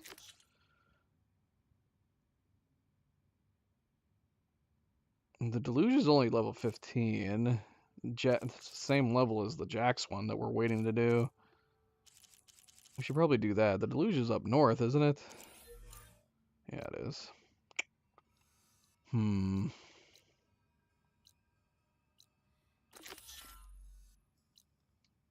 Well, connection's dropping again. I don't know. Then we might have to take that as a sign to return tomorrow, guys. Like I said, we could disconnect it from YouTube and reconnect and get a new connection on the server. The problem with that is if we disconnected and then reconnected to YouTube, it likely would split up the stream, which would be really annoying to do when we're this late into the night. And it's still lagging, I'm sure. I don't know if you guys can see me clearly or if it's just the game lagging.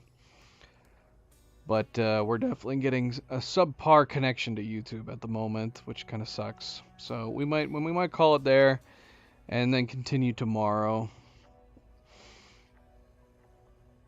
Let's see here. Yeah.